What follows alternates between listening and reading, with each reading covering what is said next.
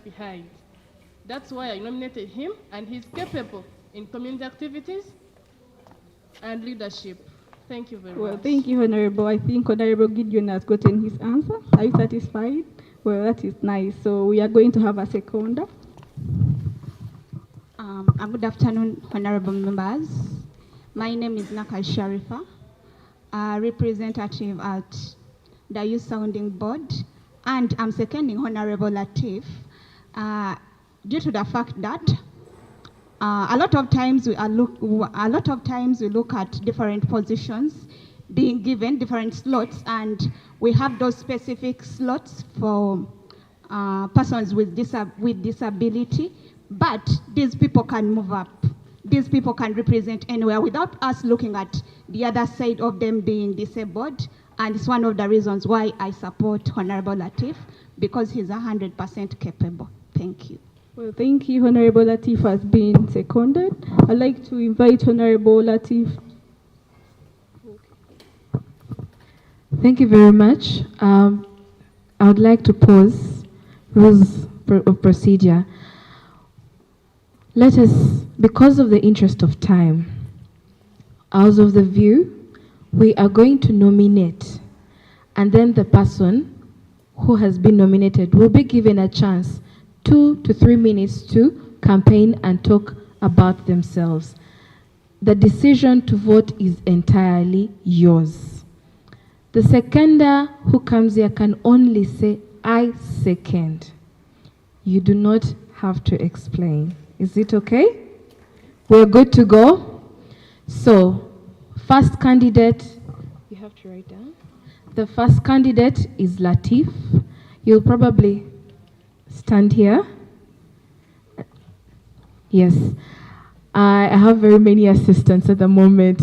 I don't want to step in, but I'll only step in where needed. I'd like to hand over. All right. So we have been we've gotten the explanation of how it will move. Let's just make it quick. Let's have people come here to nominate. Raise up your hand. You'll be chosen and come nominate. In fact, just mention your name, the person you are nominating, and then and the seconder. Yes, so let's have nominations proceed. Let us have Honorable Lubandi. Thank you very much, Madam Speaker. Good afternoon to all of you. My name is Joseph Lubandi, hailing from Jinja City, particularly Jinja Southwest. I'm here to nominate Honorable Shifa Namkwana as our next Speaker of the Youth Parliament. Thank you. All right. My name is Chirege Abisharom Gideon from Jinja City and specifically Jinja North, and I second Honorable Namkwana Shifa as the next speaker. Shifa, do you accept the nomination? Thank you very much. We didn't ask Latif. Latif, do you accept the nomination? Let's have more nominations. Any other nomination? There is also a window of somebody raising up their hand to ask for nominations to be closed, to move a motion to close nominations. But for now, nominations are open. Any other person nominating a candidate? Good afternoon, everyone. I'm Morina Krima from Kalilo District. I'm here to nominate Esther Maureen as our next speaker. Thank you. Any person to second that nomination? Anyone seconding Esther Maureen for the position? Is there no person to second? There's a hand behind there, yes? All right, yes.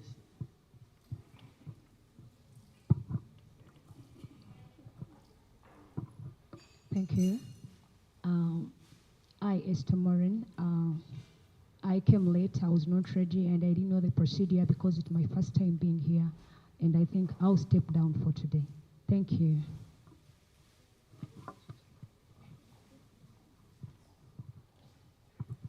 All right, thank you very much, Maureen, for taking such a decision.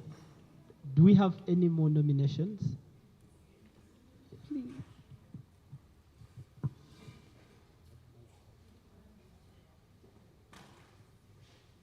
Thank you very much. Thank you very much. My name is Isaac Sajabi from Maige district, and I'm happy to be here. I'm here to nominate Mkwana Albert for the speakership position. Thank you very much. Albert, do you accept the nomination? Any seconders? Let's have seconders. Anybody to second Albert? Seconding doesn't mean that you are voting for that person. It means you find them able to stand for that position. My name is Cynthia Praise, and I second Mwanka John Albert. Thank you. Mwanika, do you accept the nomination? Anyone raising a motion to close the nomination? Yeah. Okay, there are Nominations? more nominations. I, Chirege Abisharom. My name is Nav Kenya Maisi, and I stand to nominate Muchala Irene for Speaker. Any person to second? Her name was? Muchala Irene. We need just one. Yes, there's a hand behind there.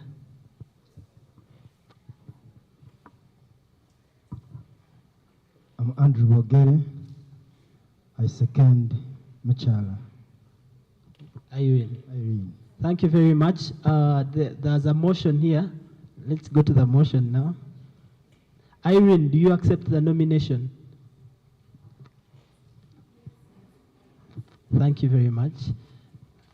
I, Chirege Abisharom, call for the adjournment of the nominations. Thank you very much. You move a motion to?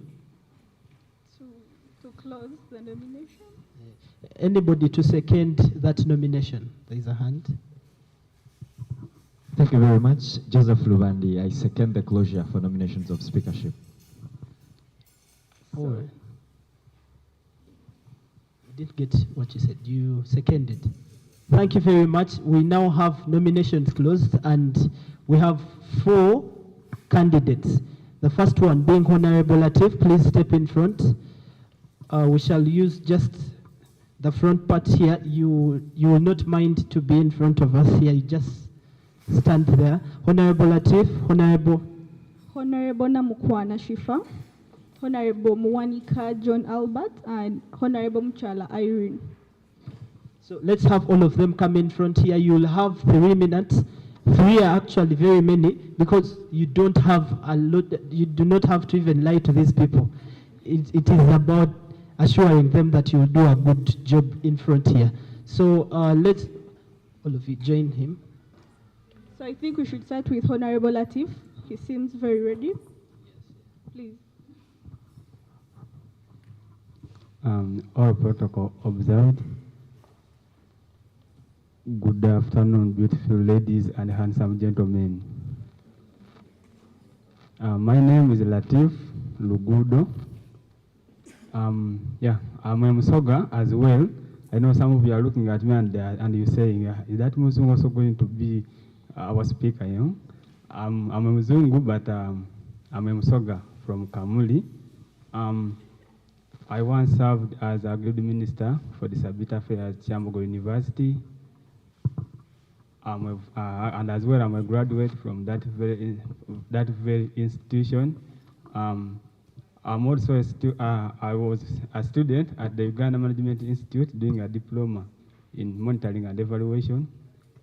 And I did an organization called Kamuli Union of Persons with Albinism, and we are doing some good work in that district to make sure that persons with disabilities are also part of the communities, and they do work like others. I'm requesting for your support to contest to be your speaker in this parliament, because I know I can do it very well. Due to my leadership experiences, I once influenced some policies at the district whereby persons with albinism are also considered to be like other people in the communities, because you know very well we are always left behind And being your speaker, I'm not going to be like considering only person with disabilities. I'm just going to create a line, like to draw a line in that when you look at a person with a disability, can also be on the same level like these others. Professor here, I've known him for some good time, though for him he might not be knowing me. But when I was a minister as well as a honorable member in the State Guild of Chambogo University, I used to disturb mobs a lot. So we used to have very many events that were happening. And I didn't know that he was Busoga as well. But lucky enough, he has told us that is okay. So I don't want to lie to you, but I want we want to have a parliament that everyone is free to express their views without being maybe given little time or being denied their hand to speak. So ladies and gentlemen, as I conclude, because concluding I must, I want you to support me, to entrust me, to let me say, to make me do what I can. Like I want to show the abilities that I have and the experience. Thank you so much. Thank you very much, Honorable Latif. A round of applause for him. Actually, we will be using stamping as a way of applauding people here. Thank you. Let us have Honorable Namukwana Shifa. Good afternoon, ladies and gentlemen. My name is Shifa. I'm a Busoga by tribe and I reside in Jinja. I'm the current secretary for female affairs at Nakanyonyi Parish. I'm the former GRC School of Education at Makerere University, and I'm the former 90th Deputy Guild Speaker, Makerere University Main Campus. I don't have much to say, but I've been part of youth movements. I was among the gender ministry to fight gender-based violence, and among the people in Jinja fighting for youth so that they can be included in the electoral processes. And I'm currently standing as a Female Affairs, Jinja Northern Division. And I'm also looking forward to stand as the Secretary for Student Affairs at the national level because of the high school dropouts in Busoga sub-region. And given the fact that the Secretary for Student Affairs is given a number of slots for sponsorships, I believe if you people vote for me, I will move forward to helping people in Busoga. I won't say much, but I believe I'm the best candidate. I was the first person, and I've been working for this ever since we voted for Zahara. Thank you all. Thank you very much. Let's applaud her. Honorable Monica.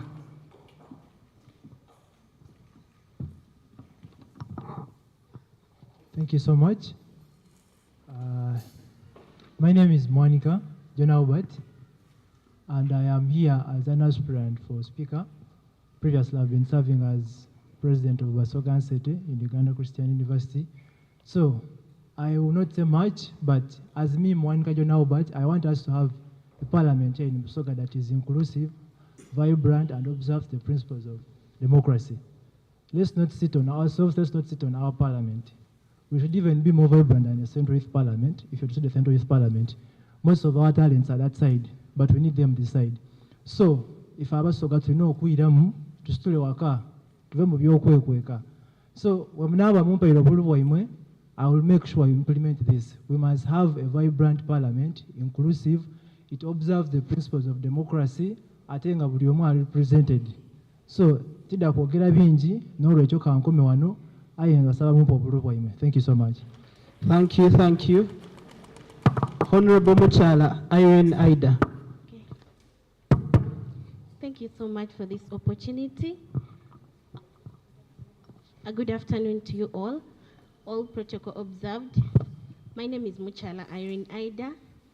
I want to thank you for trusting in me and believing in me for the works we have done together, but I choose to decline because this is something I've not contemplated about, and I really don't want to make empty promises that I've not contemplated about to serve you people in your best interest. Thank you so much for believing in me. A round of applause to her also. Thank you very much. She has stepped down. And therefore, we have 3 candidates. Lugudo Latifu, we have Namukwana Shifa, we have Moanica John Albert. Now, these are their names.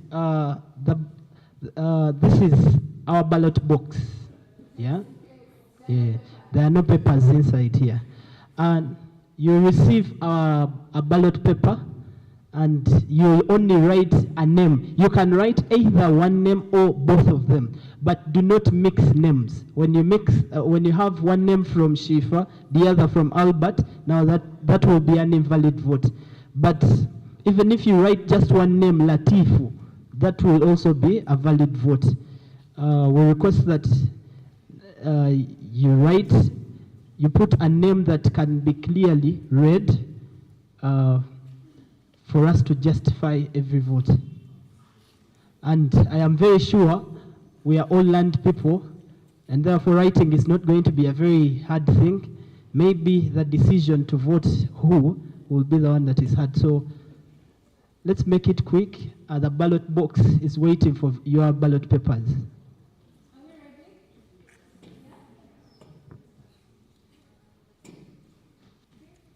The returning officer will move in front here and count those ballot papers before you all.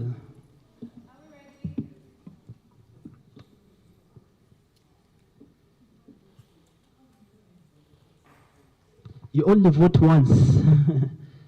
And therefore you hand in only one paper. That's why we are very glad that you've made it very quick. That means nobody has gotten any other ballot paper to vote again. The voting is very free and fair, right? Yes.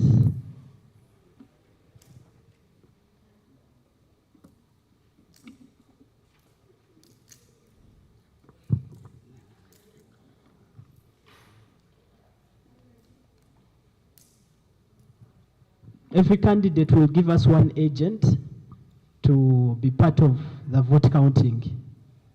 We only have 3 candidates. Oh, the ones who nominated. If you are the one who nominated the candidate, please step forward. You will be the agent.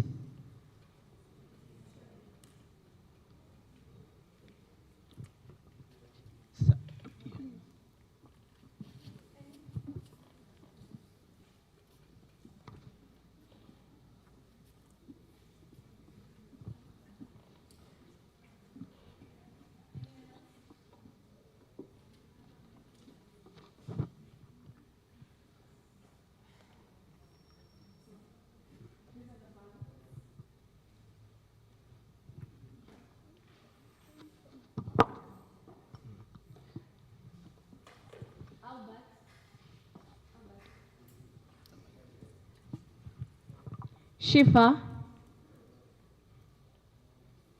Shifa. Shifa. Latif.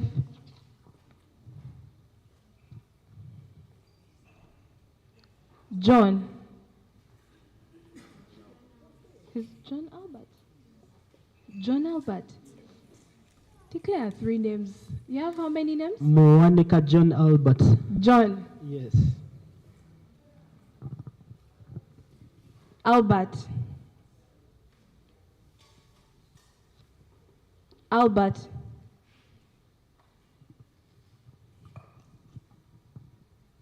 Shifa. The silence. Namukwana. Namukwana. Eh? Yes. Shifa. Yes. Shifa. Shifa. Albert.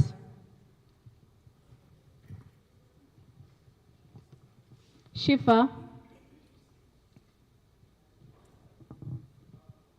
Shifa.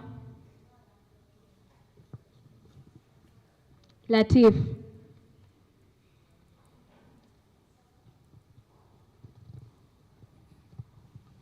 Shifa.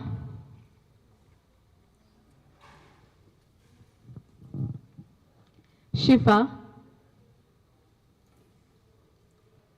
Shifa. Okay, you're very silent. Albert. Shifa. Shifa. Shifa.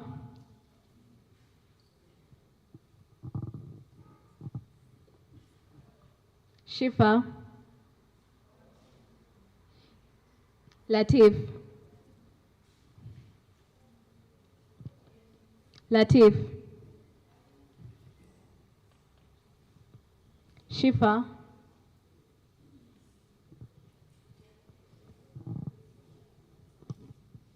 Shifa. Shifa. Shifa. Moanica. That's Albert.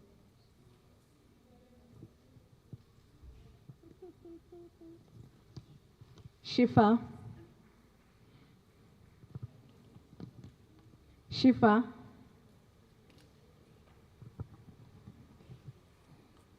Moanica.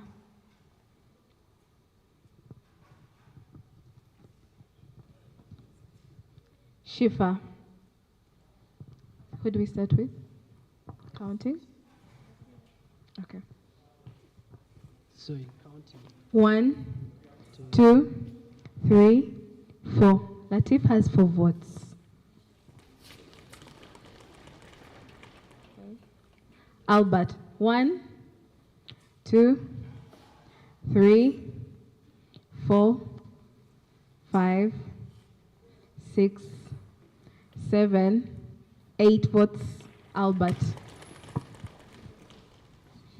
Shifa, 1, 2, 3,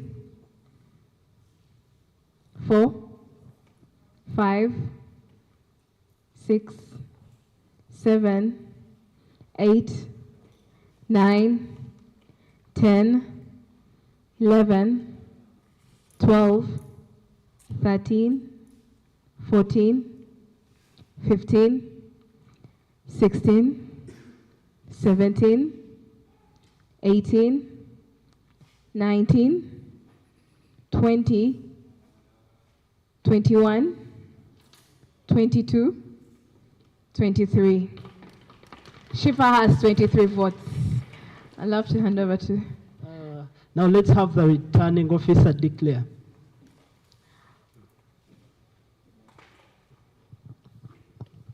Thank you so much. I would like to declare the votes. Lugudo Latif has gotten 4 votes.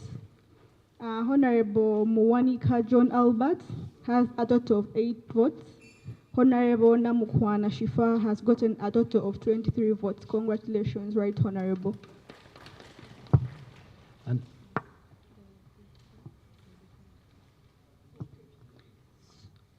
Honorable Lugudo Latif will become the clerk, and Honorable Muwanika John Albert. We have 2 clerks. Congratulations. so let please Honorable Shifa, Right Honorable, move behind there, plus the clerks follow her. We are about to start the parliament. As the outgoing speaker, good luck to whoever has been voted.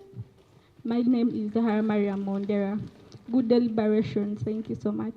Actually, now that we've not started the parliament, we are allowed to clap.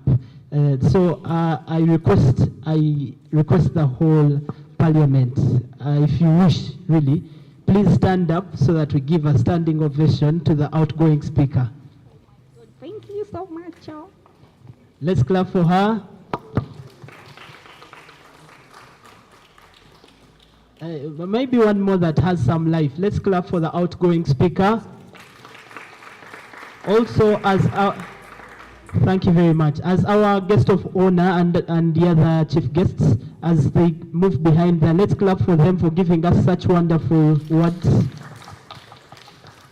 Thank you very much. Now, ladies and gentlemen, we are about to begin the parliament, and therefore, now that you are still standing, I request that you can stretch, because now the rest of the things that are going to happen, you are going to flex your mouth. not your muscles. For now, you can stretch your muscles as we prepare for Parliament. Now, when the Speaker comes in with the clerks, you'll have to stand up in honor of the speakers.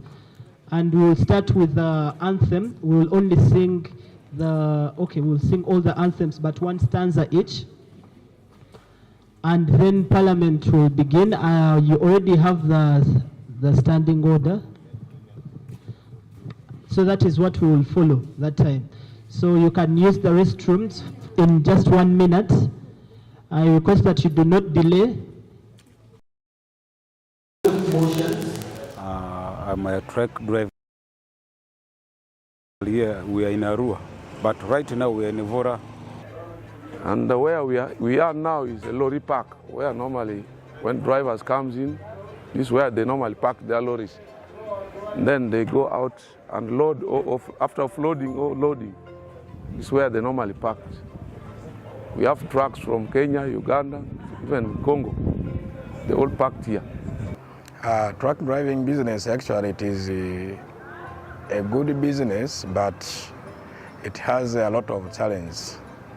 The good part of it is normally when you are carrying products from maybe from Kenya to Uganda, the owner of the vehicle gives you a lot of mileage which you spend.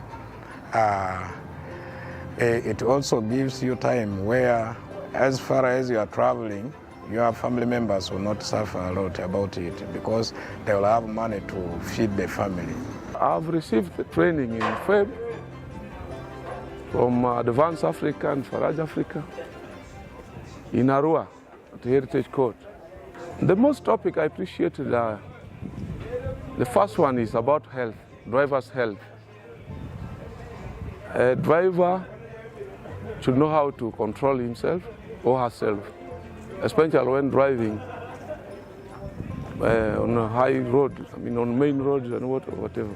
We normally talk about, they taught us about COVID-19 epidemic and the challenges we face from during that period of COVID-19. And they got us even how we are, by the way, we are the vulnerable people with the truck drivers in that period of COVID-19 and any other diseases like even malaria, HIV. We are the vulnerable people. So they teach us about those things. The skills we learned was about as a truck driver, when you get an accident, how will you help your colleague when he involve himself into accident. In that area, we were trained, like for instance, as a truck driver. Whenever issues of young people are not spoken out by young people themselves, they don't necessarily get audience.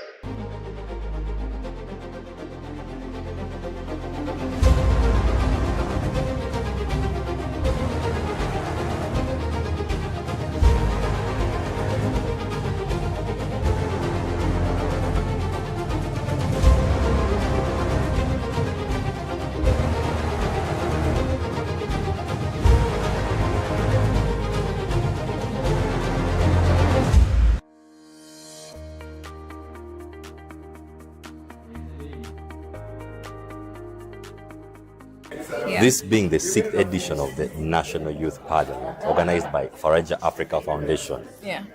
As always, the drill is you have the regional parliaments where youth get to debate on various issues. So how were the regional parliaments of this year? Well, quite interesting. They were bigger compared to last year. Remember, because last year we still had COVID, that was, sketchy. This time around, we had bigger numbers and we had wider participation. This year's Central Regional Youth Parliament has been an interesting one, where I've had young people come together and deliberate on issues that are actually pressing us. We are given those spaces to exercise and also give out our views to those local governments. We will cry and cry and cry until Jesus comes back. So far, this is the first youth parliament I've attended. Physically, I had attended the virtual one in 2021, but it has been a beautiful experience, a lot of brilliant people to meet, seeing the youth passionate about the matters of the country. I think each year that gets by, the youth parliament becomes more interesting and it gets better. It's a very enriching experience to see young people debate on pertinent issues that affect them in society. It's a blessing to tap into their cups of wisdom because, they give us a fresh feel of what is going on at the grassroots, where we might not be able as leaders to reach on a daily. So young people's advocacy, strengthening the youth voice, is a platform that we really need to fully utilize, and the youth parliament offers it on a silver platter. The question the youth are asking out there, how do you choose this member of parliament to come on the floor of parliament? Okay, for starters, it is always a competitive process, that is for a fact. But in the competition, we look at leaders, young emerging leaders, who have hands-on skills, who have done something, and we also give a lot of consideration to the leaders from the grassroots, because given our development approach, we're using a bottom-top approach. I don't want to lie to you that I'm going to go and pick someone that has been in power for some time, that is exposed already. No, we want that person who has not been here one time, or that person who is able to talk, who is able to speak. And of course, while we're doing that, we consider special groups, I'm talking about the PWDs, yeah. I'm talking about the special groups. We're looking at the women, the young mothers out there, and the person who maybe didn't finish school, but are trying to make it out there. So it's not like we don't want everyone to participate. I also have to have regional balances. We want each and every region. I was so inspired by the sessions. When I was cheering, at some point I got lost in my head. I said, imagine this was the real parliament, because the people were really respectful under my guidance.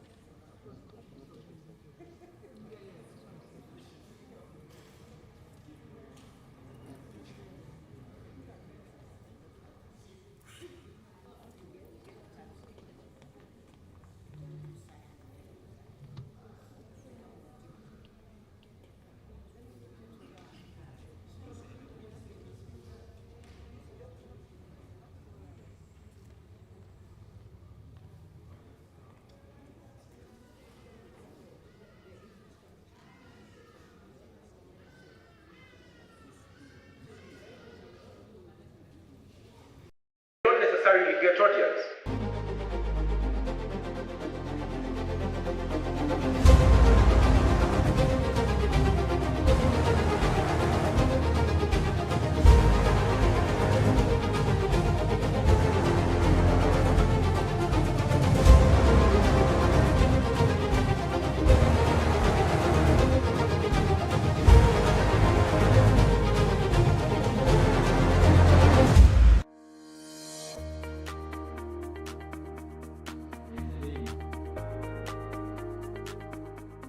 Yeah. This being the 6th edition of the National Youth Parliament, organized by Faraja Africa Foundation. Yeah. As always, the drill is you have the regional parliaments where youth get to debate on various issues. So how were the regional parliaments of this year? Well, quite interesting. They were bigger compared to last year. Remember, because last year we still had COVID, that was, sketchy. This time around, we had bigger numbers and we had wider participation. This year's Central Regional Youth Parliament has been an interesting one, where I've had young people come together and deliberate on issues that are actually pressing us. We are given those spaces to exercise and also give out our views to those local governments. We will cry and cry and cry until Jesus comes back. So far, this is the first youth parliament I've attended. Physically, I had attended the virtual one in 2021, but it has been a beautiful experience. A lot of brilliant people to meet, seeing the youth passionate about the matters of the country. I think each year that gets by, the youth parliament becomes more interesting and it gets better. It's a very enriching experience to see young people debate on pertinent issues that affect them in society. It's a blessing to tap into their cups of wisdom because, they give us a fresh feel of what is going on at the grassroots, where we might not be able as leaders to reach on a daily. So young people's advocacy, strengthening the youth voice, is a platform that we really need to fully utilize, and the youth parliament offers it on a silver platter. The question the youth are asking out there, how do you choose this member of parliament to come on the floor of parliament? Okay, for starters, it is always a competitive process, that is for a fact. But in the competition, we look at leaders, young emerging leaders, who have hands-on skills, who have done something, and we also give a lot of consideration to the leaders from the grassroots, because given our development approach, we're using a bottom-top approach. I don't want to lie to you that I'm going to go and pick someone that has been in power for some time, that is exposed already. No, we want that person who has not been here one time, or that person who is able to talk, who is able to speak. And of course, while we're doing that, we consider special groups, I'm talking about the PWDs, yeah. I'm talking about the special groups. We're looking at the women, the young mothers out there, and that person who maybe didn't finish school, but they're trying to make it out there. So it's not like we don't want everyone to participate. I also have to have regional balances. We want each and every region. I was so inspired by the sessions. When I was cheering, at some point I got lost in my head. I said, imagine this was the real parliament, because the people were really respectful. Under my guidance, I managed to imagine in 30 minutes, 18 politicians speaking to the point. That was special, and we need to improve this, keep on going with this. Now, one day is not enough for everyone to understand the content of the motions. We tried, but we can only try. So this has inspired me. I want to really talk, say, okay, what are the chances? Can we see, is there any chance that we could keep on these conversations? Maybe even if it's quarterly. Because this crowd, if they have another chance to debate, they'll just get better and better and better. So the issues that were carried out from all these different regions were put together. And of course, we use the whole problem analysis sort of method to come down to the motions that we've discussed today in the chambers. During the event, we had 3 motions, but one of the most outstanding motions that really that really touched me was the motion on cattle rustling.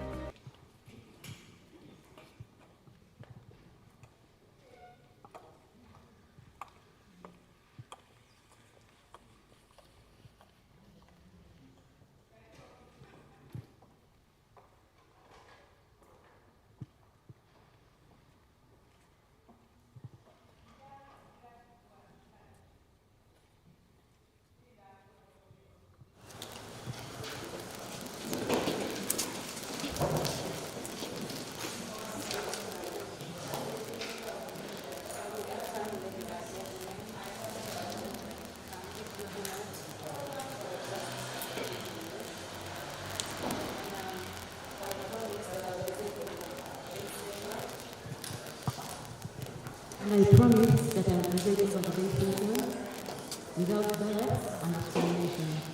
Thank you for the trust. Together we can make this work. Thank you.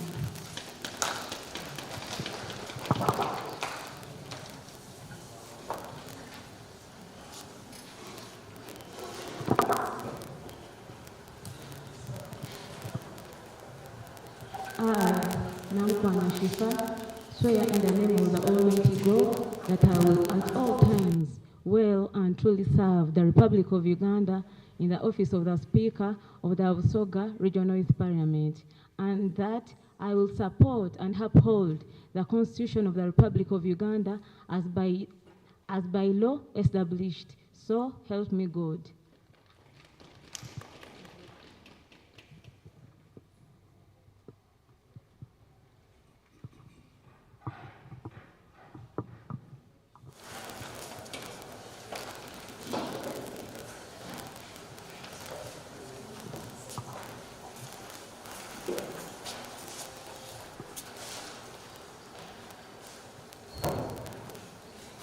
Good afternoon, everyone. My name is Monica Albert, and I am the clerk for Busoga Regional Youth Parliament. So at this juncture time, we shall have opening remarks from our newest speaker. Then from there, we shall move on to the other program. Thank you.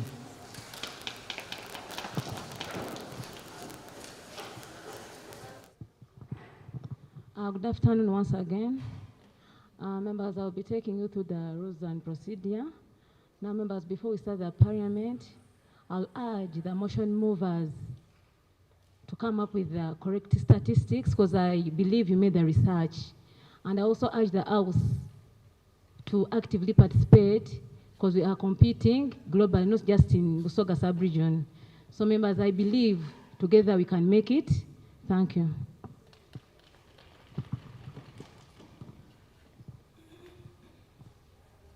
Thank you so much, Right Honorable Speaker. May you sit right. So at this moment of time, I want to welcome you all here, though it's not right to speak after my boss, but the next thing on agenda, we are now going in for the photo moment, and later on, we shall resume the House. And the photo moment, we shall start with the guest of honor. And after, we shall have a group photo as the House. Thank you. Okay. So the House has been adjourned for a moment. Let us go for a group photo.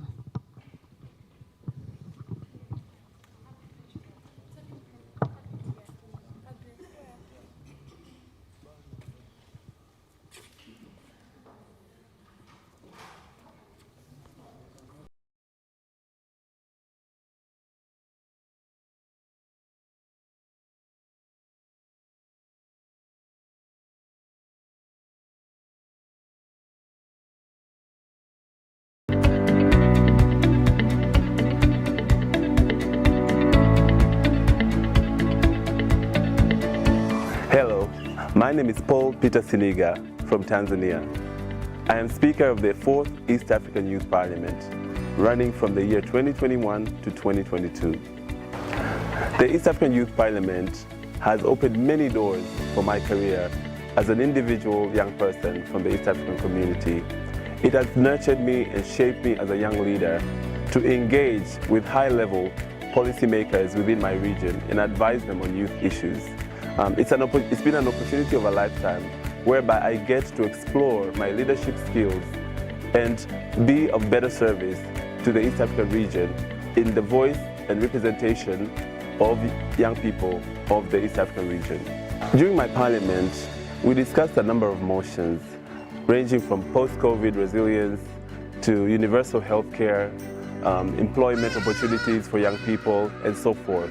Some of these motions during my tenure have gone on to be implemented by different governments, such as the government of Uganda that is upholding youth participation in democratic spaces, the government of Tanzania that is advocating and championing the implementation of universal healthcare coverage within Tanzania, and also participation of young people in economic opportunities and trade in Kenya. We've had audiences and engagements with civil society, government institutions, development partners and diplomatic corps, all in the essence of advising them about young people and youth affairs. One of the key highlights that I've managed to achieve from a local content in Tanzania was having an audience with our speaker, Dr. Tulia Ackson, where we advised her on a few issues that encompass young people within Tanzania. But also some of our members of parliament within the space have gone to be part of these high-level policy-making forums that have advised governments on youth issues.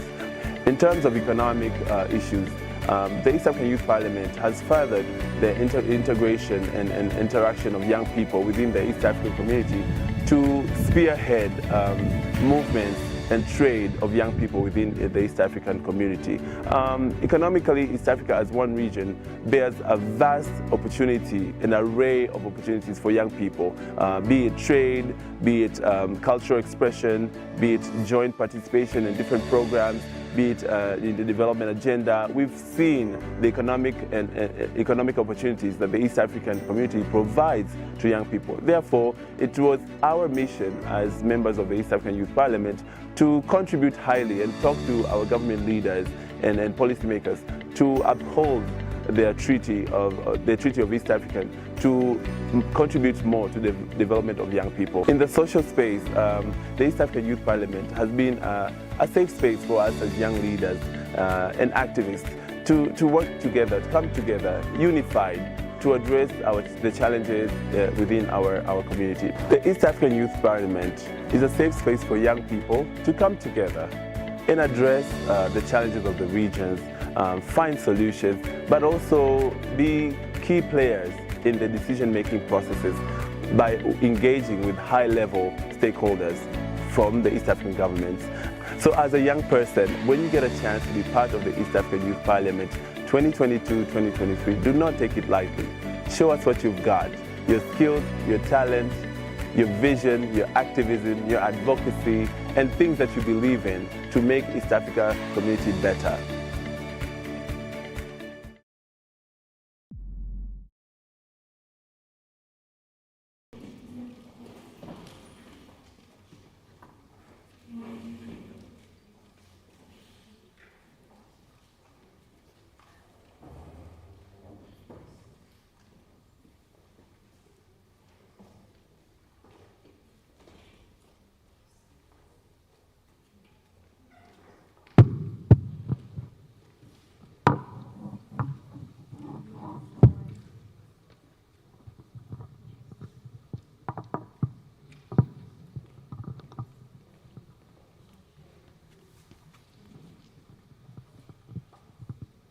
Welcome back from the recess that we have been in.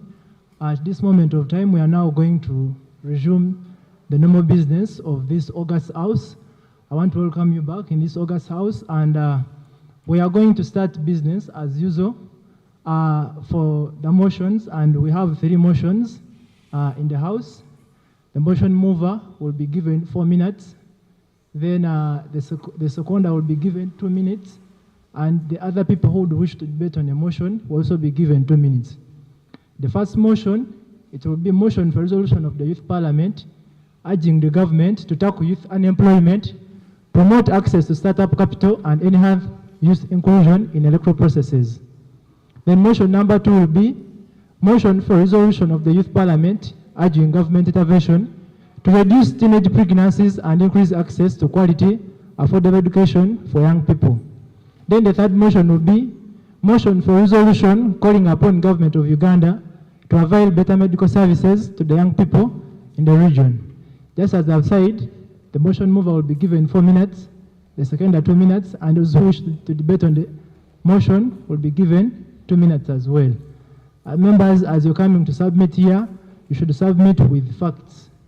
Come with well-researched and ready to deliberate on these points.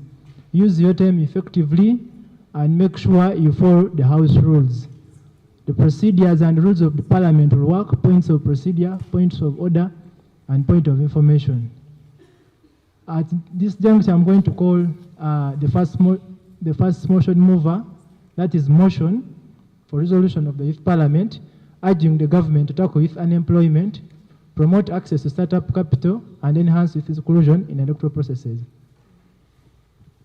Before the first motion mover comes, I need one honorable to move the motion for the adoption of the order paper, and one honorable to second the motion.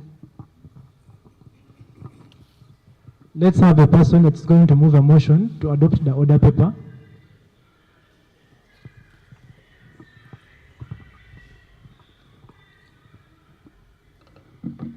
Good afternoon to you all.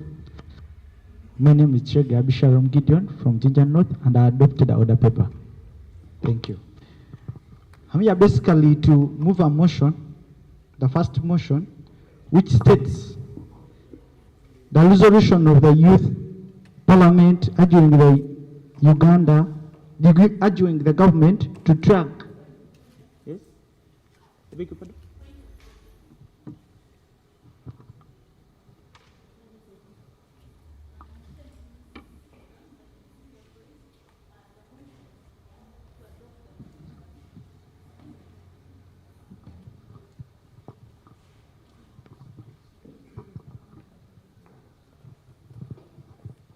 Honorable, sorry, can you pardon?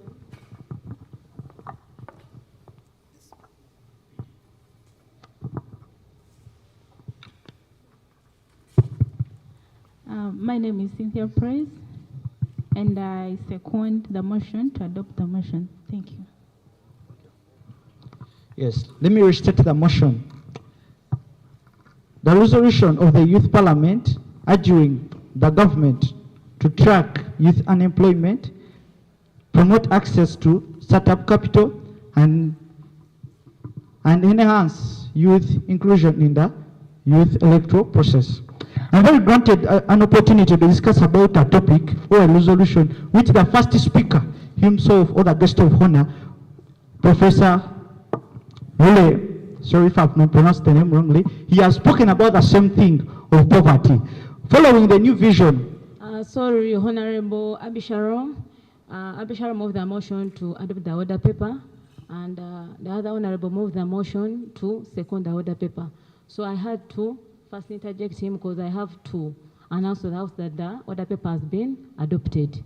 Thank you. Thank you.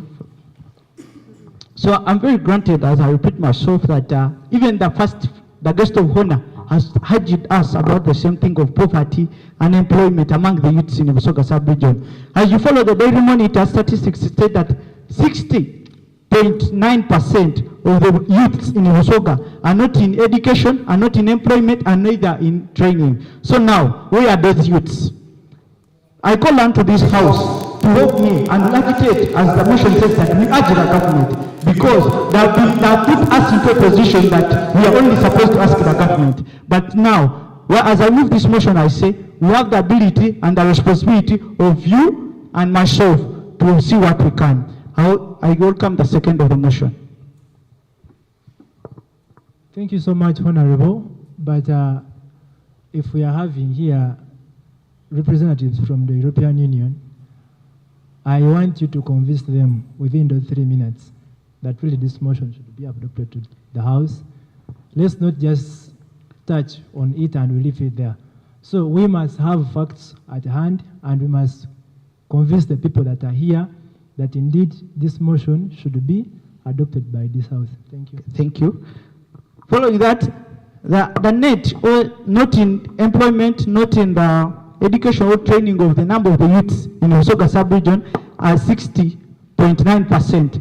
And the youths that are unemployed, those who are in that sector, according to New Vision, or the Daily Monitor still states that 18.2% of the youths are unemployed in Busoga. And in Busoga, why are we still having this challenge of unemployment right now when we have 29 factories in Busoga, according to Daily Monitor, that have the capability to employ more than 1,000 youths? And of which, you find out that Busoga has 2 million youths. But then we have the ability, we have companies, we have 29 companies. And then we look at the startup capital. We look at why are the youths are being left behind about the startup capital. You look at Busoga, according to Busoga today, that Busoga, 30 to 70 years people are the ones who are benefiting from Busoga. The youths are left behind. When we look at the youth inclusion in the electoral process. Honorable Abisharom, I want you to tell us the causes of unemployment, but I want you to give us the solutions to unemployment. Remember, I have 4 minutes for that motion. That means that you have to give me the causes and how we are going to overcome the problem of unemployment. Thank you. So use the time carefully. The first reason or the cause of unemployment is the mindset of the youth. It is the mindset we have towards job. The second one is the education system. And then we have the laziness. Yes. About the mindset, not granted. About the issue of mindset, we are issuing a process of where... Honorable Abisharom, I am the Speaker of the House. I have a right, and I have all the authority to give the person a right to talk. Yes, point of. Procedure is given first privilege. Yes, Madam Honorable Speaker.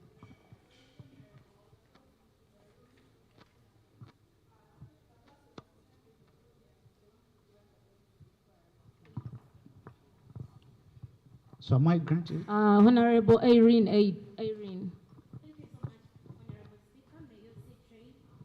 Is it in order for our Honorable, a full member of this House, a delegate in the House, to submit while seated? It is not in order, Madam Speaker. I request you rule on that.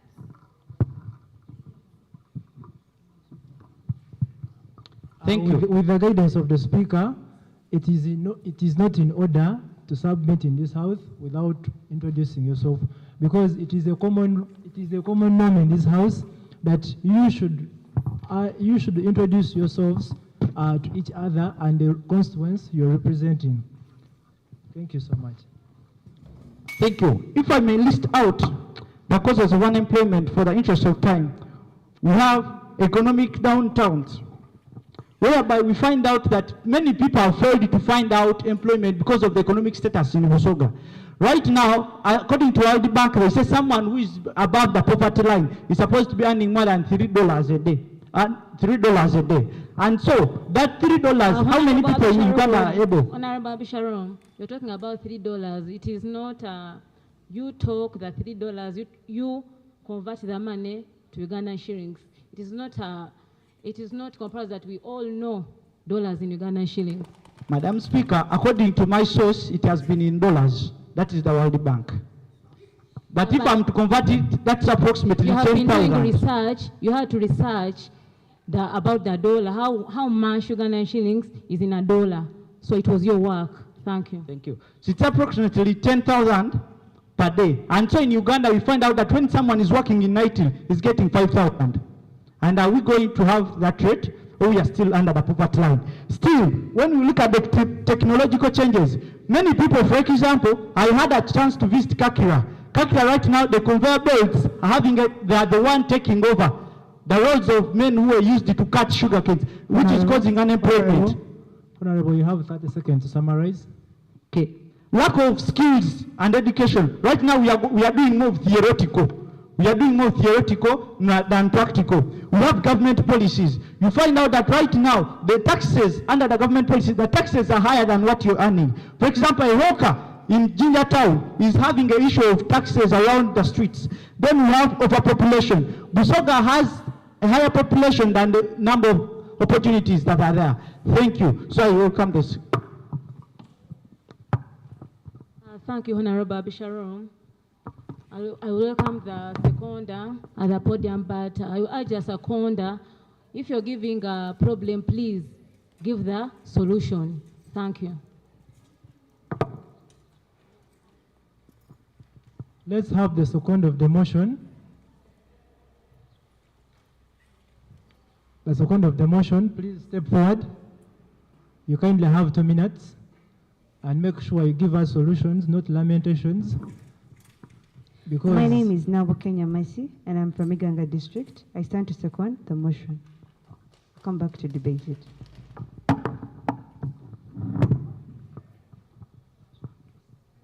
The seconder of the motion, Honorable Mercy, you come to second the motion, but you have to give us a brief introduction about the motion. So you don't just have to just second without giving us some information about the motion. Thank you.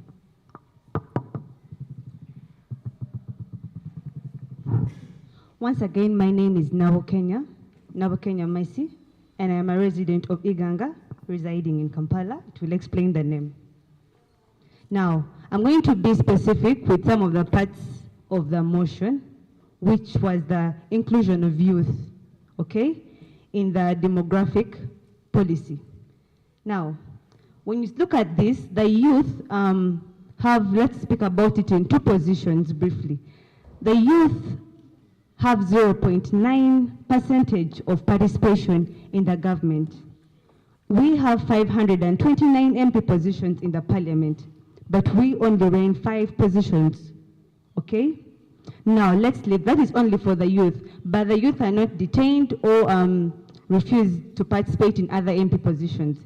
Just to carry on, the youth, in their participation in the electoral process, we have the normal role or the normal obligation of participation in the electoral positions or process.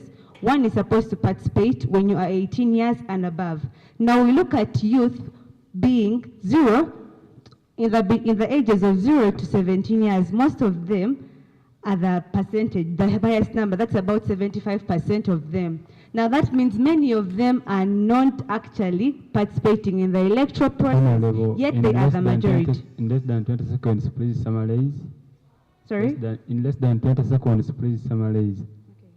So just to be specific about the second problem I just stated, the problem is that the age limit of participation in the electoral process is 18 years, but 75% of the youth are below that.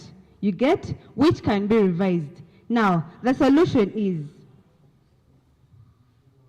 I propose that we have legislative reforms, okay? Sorry? Legislative reforms. These can be strengthened through reserved youth MP slots. Let's introduce executive quotas. That is about 25 to 30%. Honorable Mercy, you have 1 second. I beg to end at this as I revise the motion again to proceed as you want. Thank you, Honorable Mercy, for seconding the motion. Now the motion is open for discussion to the Honorable House. Thank you. And every participant is going to be given 2 minutes. Thank you.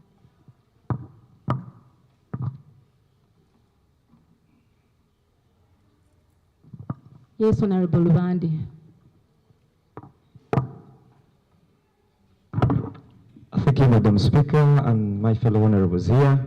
The resolution that was brought by Honorable Abishalom should be put to debate in this House because the youth unemployment in Busoga alone, and then the absence of capital for them to start up their own businesses, and then their inclusion is lacking. Madam Speaker and the August House would love to inform you that the youth inclusion, for example, in the electoral process, has been deliberately neglected in Busoga sub-region. Talking with the point of view from where I come from, Jinja Southwest, we have a multitude of around 1,500 youths, and the constituency roughly is made up of 2,500 people. But we have 1,500 youths, and these 1,500 youths have been denied, or rather have not been sensitized on how we can engage into the electoral process. Madam Speaker, to talk about the startup capital, we thank the government so much. They have brought so many things like PDM, yoga, and so many things. But the question is, who is meant to receive this money, and where the money? That's also another challenge. The Vice Speaker has already his ideas, particularly in social media. And I think one of the ideas that I saw all over the country around is the charter business. And this is true, we can make charter business, but it's also related to other businesses, of which which the government is giving the money, which is true, but the money is going through the wrong hands. We're not having the right people to distribute the money, and even when the money reaches, the people that are in charge of distributing money for PDM, for instance,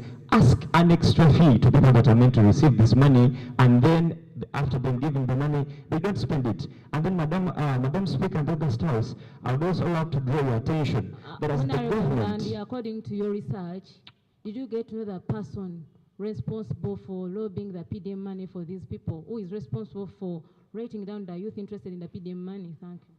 Madam Speaker, for purposes of privacy, this thing has been all over the news, and everywhere the president has been going, they have been curbing people that have been involving into the embezzlement of PDM money. Just recently, maybe to remind you, yesterday the minister in charge of presidency, the Honorable Millie Valanda, was in Kamri, particularly in a sub-county or a county called Bugolole, and they were grabbing people in charge of embezzling PDM money. For instance, even the deputy RDC, to the name that has skipped my mind, was involved. Madam Speaker, lastly, they deliberately don't follow up on what we are supposed to use this money for.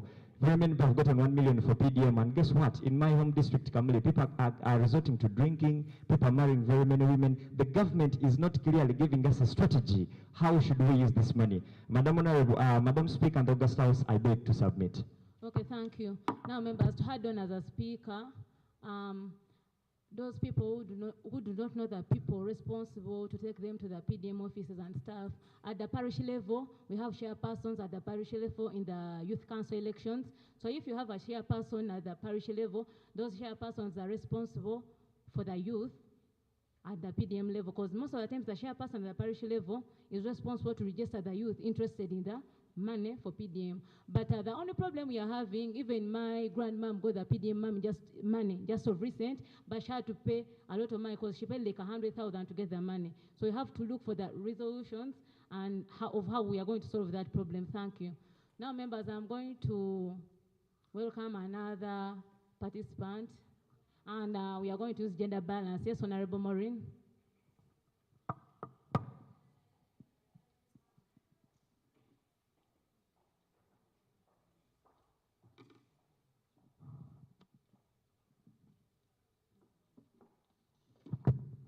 Thank you, Madam Speaker.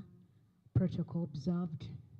I'm Esther Morin, representing Bojiri District, and also a member of the Busoga Youth Council. I'm going to submit on the resolution, but I'm going to say a few things about the person who moved the motion. I'm going to tackle the unemployment specifically within my 2 minutes, seconding whatever the motion mover stated and the guest of honor.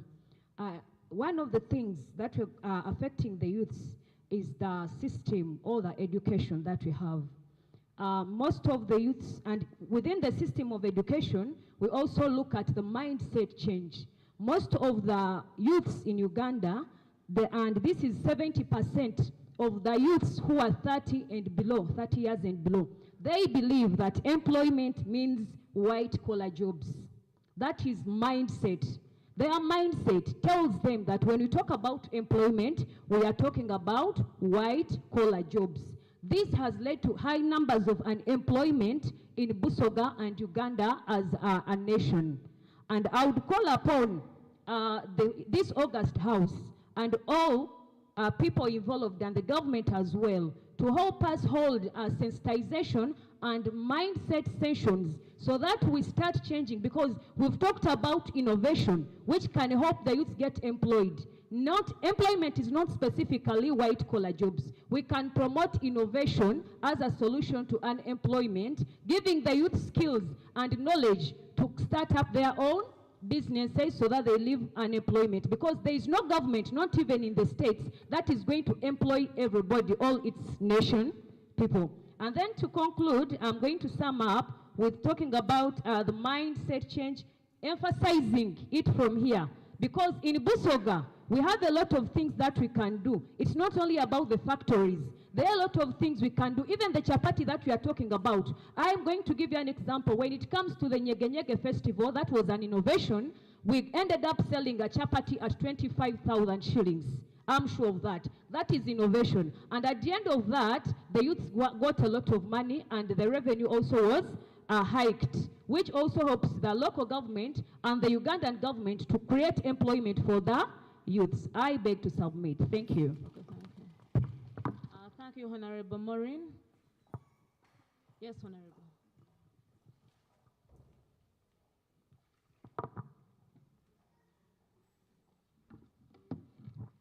Thank you, Honorable Speaker. My name is Namanja Goret, and I've come on behalf of Youth Sounding Board and Youth with Disabilities. So when it comes to participation, unemployment, and underemployment, the biggest number, like 20% of youth in Busoga are having disabilities, but they're excluded. So there is need of including youth with disabilities in all community activities. Like, the reason why they're unemployed, they're not educated. They discriminate them, stigmatize them, and exclude them from all community activities. They won't be able to get opportunities or empower in other community activities when they're not having knowledge and information. They lack information.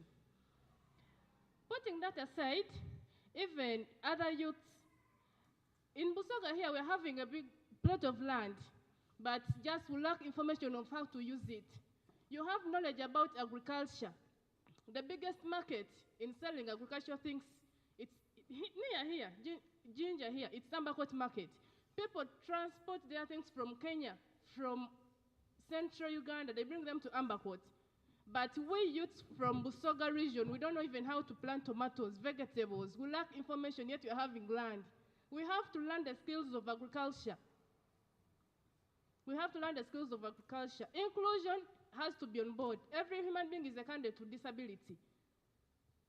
Even supporting each other. Some of us, we get opportunities, but we forget other youth with disabilities. Yet we have to develop our communities. When you get an opportunity, maybe you get an ICT skill, you have to teach another person with a disability or youth with a disability such that they can also participate in community activities.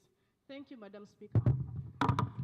To add on, she was talking about agriculture, but as a teacher, I've been at school, but most of the students are dropping agriculture. I think we need to mobilize this and need to sensitize the students. I need to tell them the benefits of agriculture. Thank you. Yes.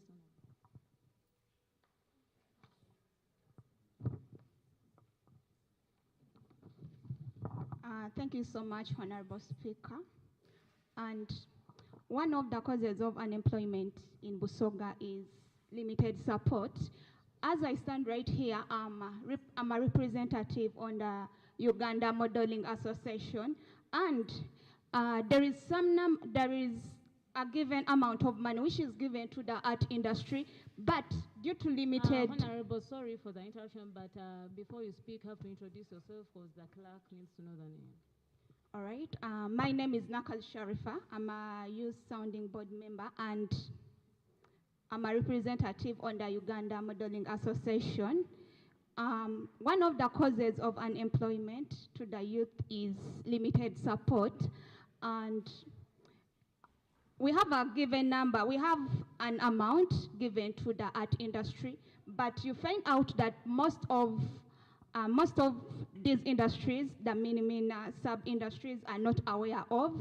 For example, the modeling industry. And when we speak about the modeling industry, it has a number of people. It has a number of upcoming models who are feeding on the industry. But at the end of the day, when these members come on board and they're not earning anything from the industry, they end up dropping. And Honorable, you have 30 seconds. And to that point, I would urge the government to come up with policies to support different models in different regions. Thank you so much. And I also think that we need to create awareness as the youth. Those who are informed need to inform other people by coming up with community engagements, with sensitize, and I think we shall work together to do that. This is the last motion.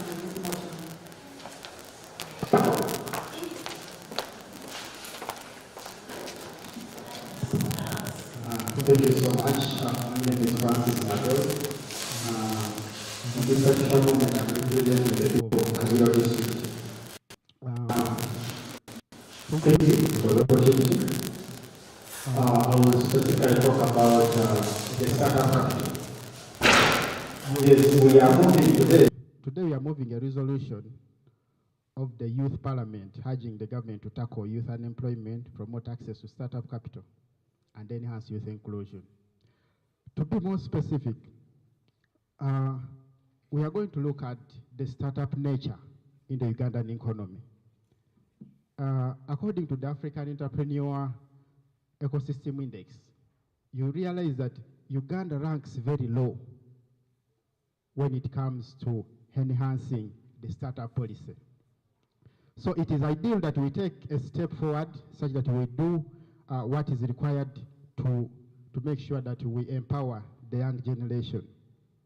Yes, I realize that that in the startup capital, specifically to be in the policy, young people face 2 to 3 things. One, they face a problem of lengthy registration process. You know, by the time you think of starting your startup, only the registration process makes it hard for you to move forward. Secondly, you will look at the idea of taxation. There is no clear taxation format for startups. I think if the government can move along those lines, then we shall be able to be able to help the young generation. Yes, I came up with 3 solutions. For the government to be able to help, because here we are creating solutions, we are not lamenting or blaming anyone. That means that there must be streamlining in terms of capacity building to make sure that by the time somebody goes into a certain startup, that means that he has more knowledge according to that. Seconds to summarize what you have. All right. Also, the aspect of creating awareness is very important. We realize that there are a lot of programs like PDM. You also see the Youth Venture Capital Fund, of which nobody has ever heard about it and probably knows no right procedure of how to get that. I beg to submit. Okay, thank you, Honorable Francis. As we conclude, yes, Honorable Irene.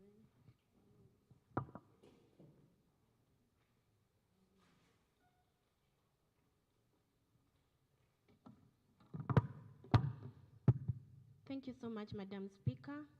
My name is Muchala Irene Ida, representing the people of Bugweri district as I stand before you all. All protocol observed.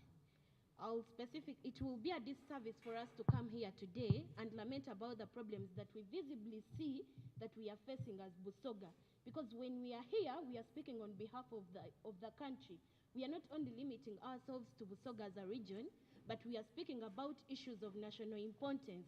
And I would directly drive into if we speak about only problems, but without availing practical solutions that we as the youth can take up and engage and form an example to the next generation and inspire the people that are in positions, we shall not be doing any positive change if we don't adopt such norms. So my first recommendation to the government, through you, Madam Speaker, I request that the government or the people that are in charge take up the aspect of progressive realization. Progressive realization will address a lot of challenges because once a country adopts progressive realization, I believe in the aspect of limitation. They will put along policies which will be party to and participating in their formulation as the youth. And once we participate in policies in regard to what? Once we participate in policies in regard to employment, policies in regard to capital, like we are suggesting as of today, it will be a service to us to follow up these policies and make sure that such policies are implemented and are taken up by the government. When we do that, I believe there will be a time lag which government will say in such a period and such a period. As Uganda, we shall make sure that the population that is unemployed, we shall solve a percentage of 30%. And we have people to follow up and make accountability through transparent procedures. which include community as well, to have these problems solved. Another thing I'll speak to is the awareness. Yes, we have very many opportunities that are within Busoga region, but trust me, when you move deep down, we shall not only rely on Ginger. Let's not assume for the population that they know these aspects of opportunities that are before them.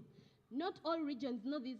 Actually, if I'm to speak, the opportunities that come along with money that is allocated to the youth to participate in certain activities at district level and at local levels. But we shall not assume that those people in Bugweri, where I come from, Busembata Town Council, know these things. It's only if we move out as the youth and empower our fellow youths, that's when we shall have these things work out for us. It starts with us as the youths to take action and empower other youths, because it costs you nothing lighting another candle when you're already lighting. Then also another thing is funding of civic activities. Funding of civic activities speaks to the same of creating awareness of these programs. Government can partner with different organizations, like we have SEPA, we have Faraja, to see that most of these activities are adopted by government.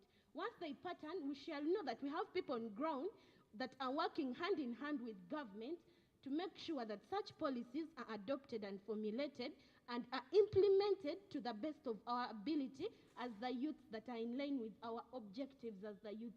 As we speak today, I will now dive into the aspect of youth inclusion in electoral processes. Youth inclusion in electoral processes speaks to the right to vote for us as the youth.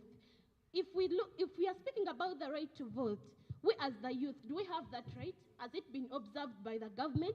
That's not the issue. The right is there. We know we have the right, but what have we done to enforce our right of voting?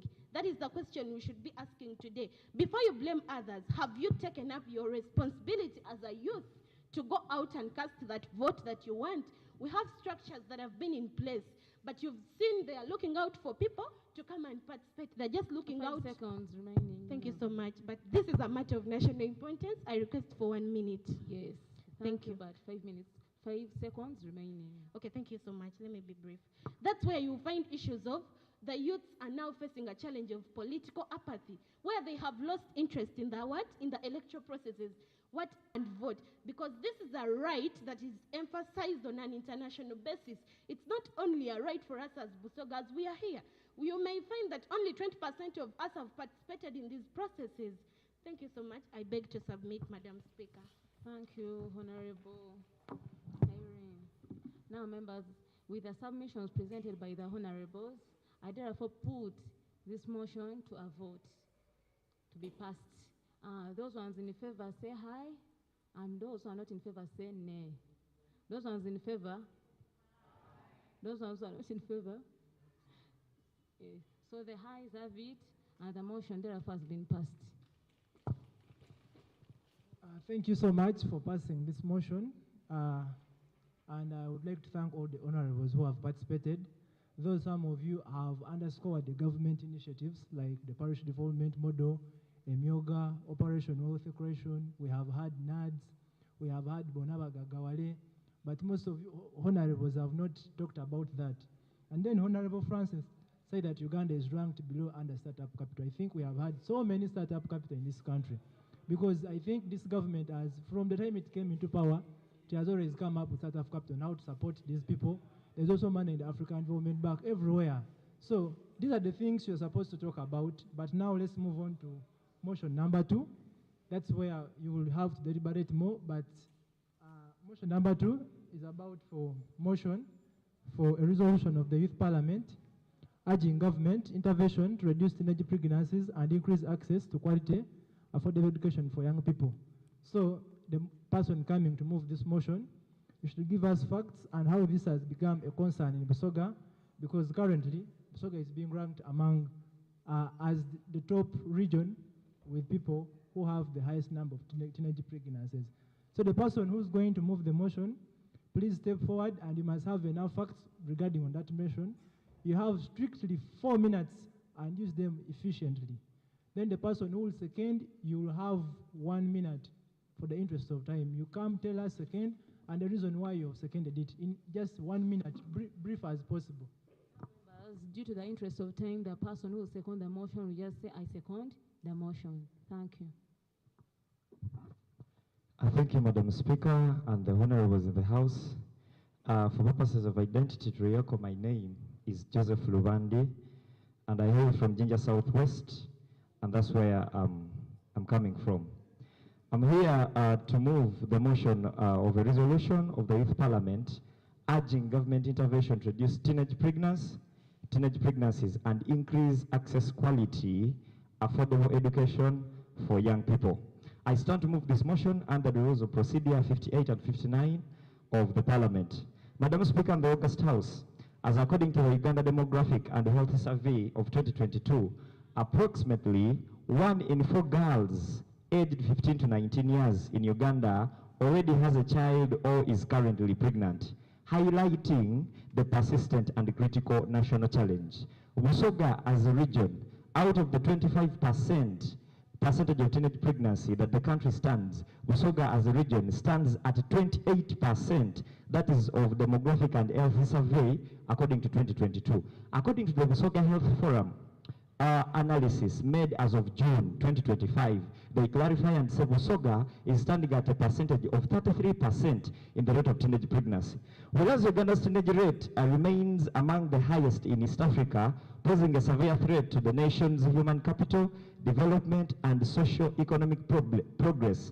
It brings in socio-economic progress like poverty, lack of education, and unemployment. The UNICEF of Uganda and the National Survey from the Child and state that teenage marriage pregnancy in Uganda as of 2022, 2023, and a prediction of 2026 and 2027 stand at a rate of 28% as a leading country in East Africa. Busoga alone, we are having, Busoga alone, we are having 28% as of the demographic and health survey. That means that Busoga as a region, we can compete East Africa-wise because we are leading the country, and at the same time now we are battling with other countries like Kenya and Tanzania. Madam Speaker, the last COVID-19 pandemic and associated lockdowns significantly increased the rates of teenage pregnancies in Uganda, with many districts with a specific interest in Busoga and the districts likes of Kamuli, Buyende, Mayuge, and Namayengo are marked in increasing cases of during and after this period, highlighting vulnerabilities in the system. And that's according to the sources of the Ministry of Health and also Economic Policy Research Center.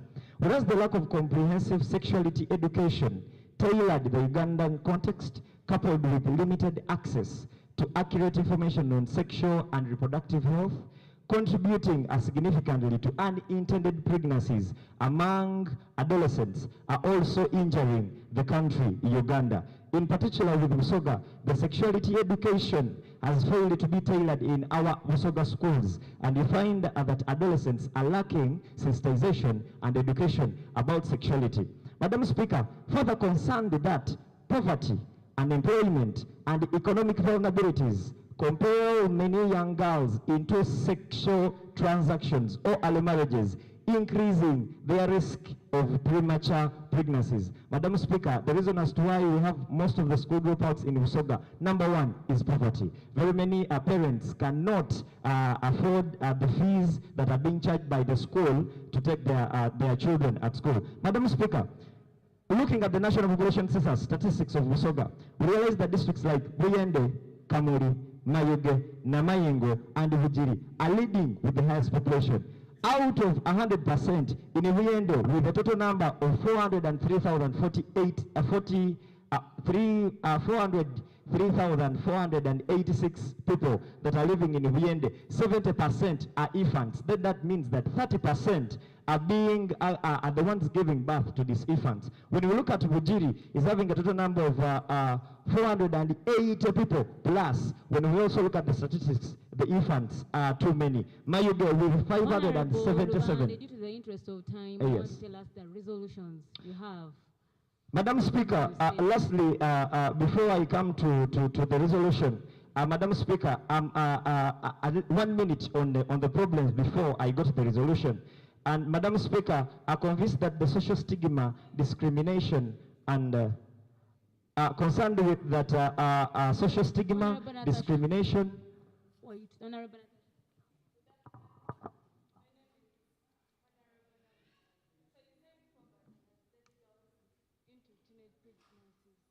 But you're looking at these girls in villages whereby they're going into those marriages to the poorest men. So how is poverty again making them going to marriages where they're getting married to poor persons? How is poverty leading them there? If you wanted to get rid of poverty, I guess you would marry rich. I thank you very much, Honorable, for that inquiry. Through you, Madam Speaker, allow me to inform the Augustus that the word poverty is constructive. It depends on the definition on how one earns money. Now, in our villages, they are all poor. We know people in villages are poor, but poverty is constructive. It depends. One family can be better than the other, but they are all below the poverty line. And they're giving their children to go in for marriage simply because they think that where they are going is a better place. Yet, literally, they are staying in the same environment. I thank you very much. Madam Speaker, as I was saying... Also to add on, these young girls are given 2K and they give in. You also know that in villages. So thank you. Thank you very much. Madam Speaker, I'm firmly concerned that the government of Uganda has a constitutional and moral obligation to protect the rights and ensure the well-being of its citizens, and particularly its youth. Now, therefore, I move this motion and put it to the House that the Youth Parliament strongly urges the government of the Republic of Uganda to declare teenage pregnancy a national crisis requiring urgent and multi-sectoral intervention. Be it resolved that the government significantly increase investment in and ensure the widespread of implementation of comprehensive, age-appropriate, and culturally sensitive sexuality education in all primary and secondary schools, both in and outside school. Be it further resolved that the government ensure easy and affordable access to a full range of youth-friendly and productive health services, including contraception, counseling, and maternal health care without discrimination or adjustment. Madam Speaker, lastly, further may it be resolved that the government of Uganda should strengthen and enforce laws and policies aimed at preventing... Sorry? 1 second remaining. The government of Uganda should strengthen and enforce laws and policies aimed at preventing child marriage, sexual exploitation, and gender-based violence, which are major drivers of teenage pregnancy. Madam Speaker and August House, I beg to submit and put the motion to debate. Thank you, Honorable Rubandi. I'll call one Honorable to second the motion. And due to the interest of time, let the Honorable come and just second the motion. We shall use gender balance. Yes, Honorable, behind you.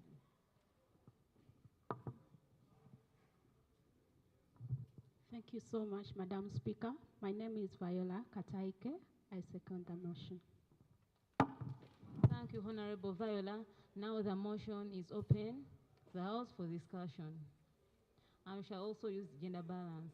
Yes, Honorable Joan.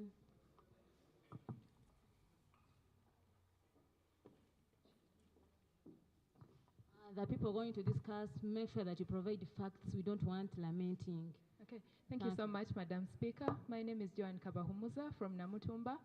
So talking about teenage pregnancies, I would want to look at high school dropouts.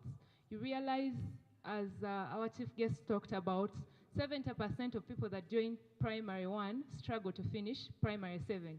Why? Because the schools are not affordable, and also the teachers are not creating a safe environment for the kids to study. The scholastic materials are also expensive, so what happens? The communities are also struggling to believe in the promise of education.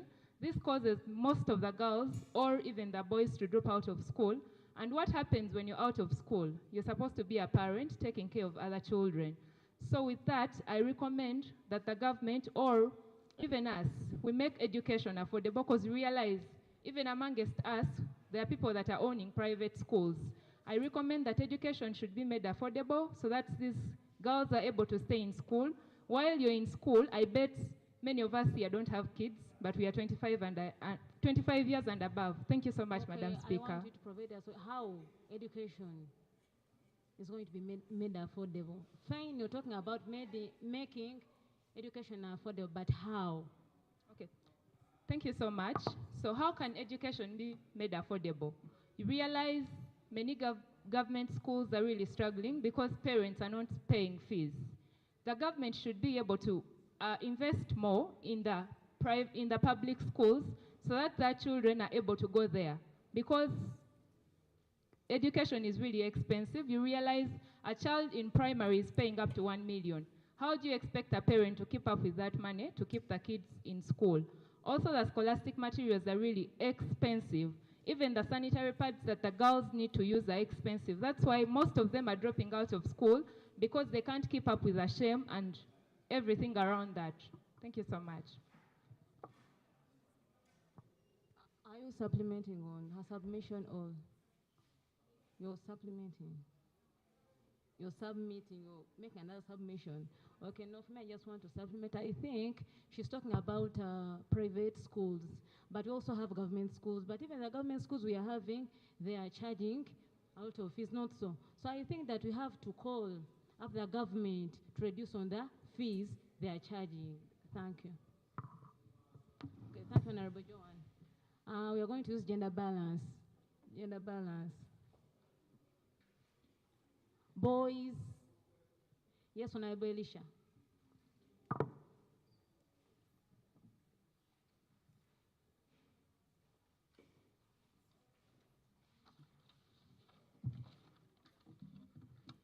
All right, thank you so much, Madam Speaker. My name is Elisha Chitamerike, and I am seconding and this motion number 2 in context of early pregnancies and also dropout. So you cannot speak about teenage pregnancies and dropout without speaking about the men, because girls do not impregnate themselves without the support, the inclusion of men.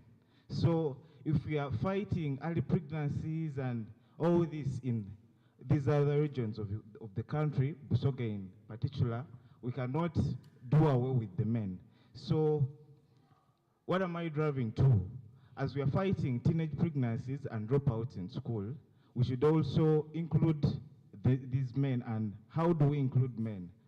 You see, one of the reasons why girls are dropping out is because these more men are becoming negligent to their families, thereby leaving all efforts to be done and raising of children. And as we also know it, mothers in our country, Uganda, not only Busoga, support families more than men.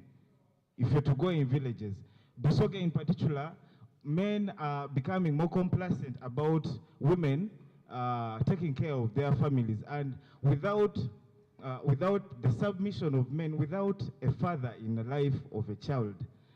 Yes, we are driving for women emancipation, but without the patriarchal feeling of the father, without the presence of the father, men in these children's life, which children will continuously take decisions, will completely be waved off by words given to them by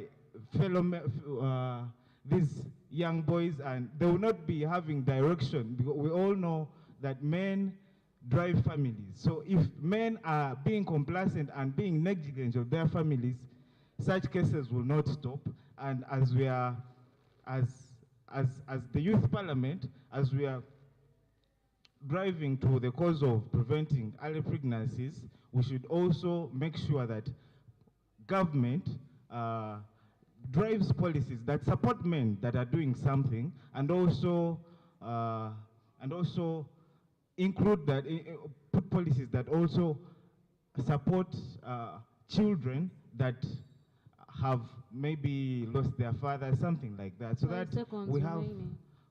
Yeah, so I will not delay on this matter, because I think it has reached the point, it has reached home, because we cannot do anything else without involvement of both genders. We cannot fight early pregnancies without men involved. So men here, let's drive a move that encourages girls to stay safe, to stay in school, to stay supported and exposed as well. Because these ladies we are seeing here, today is a very young girl, tomorrow she may be something else.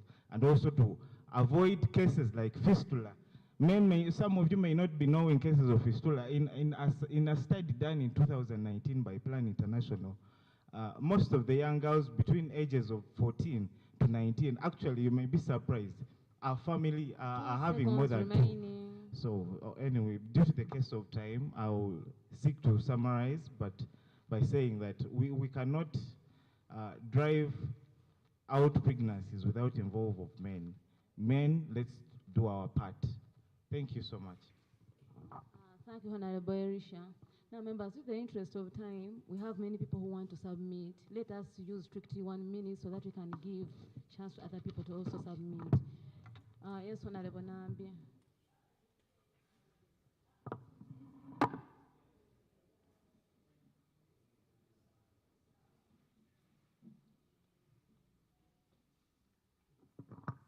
Thank you, honorable members.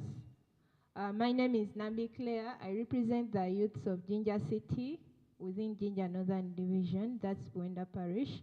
And a girl child advocate, and I'm a secretary for gender and social development in Busoga Kingdom. On the issue that we are discussing, which is teenage pregnancy, first of all, I'd like to appreciate His Royal Highness Wilberforce Governor Diopo Okuna for coming out to fight, for coming out to engage into this on this issue of ending teenage pregnancy in Busoga region. And I believe we have representatives from the Busoga Kingdom. On the matter, I'd like to give one cause as a lack of sanitary pads where girls engage into transaction sex in exchange for pads. I myself am a girl child advocate, and I've been able to run a menstrual health campaign under menstrual liberation, where I and my team, both male and female, we go to communities and train girls on how to make reusable sanitary pads. This has been an innovation, and it's a solution because reusable sanitary pad can be used for a whole year when a girl is not buying pads, which are expensive because there is poverty in their home. Thank you. Thank you, Honorable Nambi. Do you want to comment on that submission, or you want to submit? Yes, Honorable Isaac.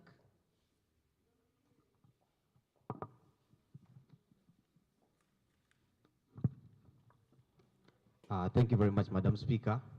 My name is Isaac Sajabi, and I'm representing the youth of Maige District, Emmanuel Sub-County, and I sit at the youth council of the sub-county.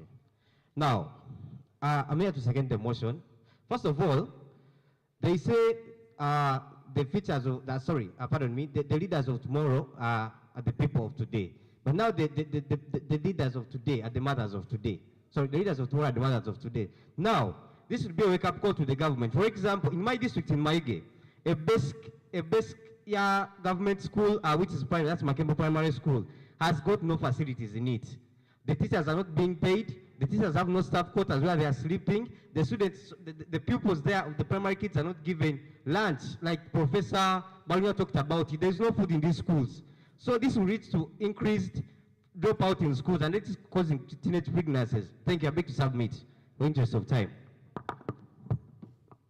Okay, thank you, Honorable Isaac. Are you commenting, or you want to submit? Yes, Honorable Cynthia.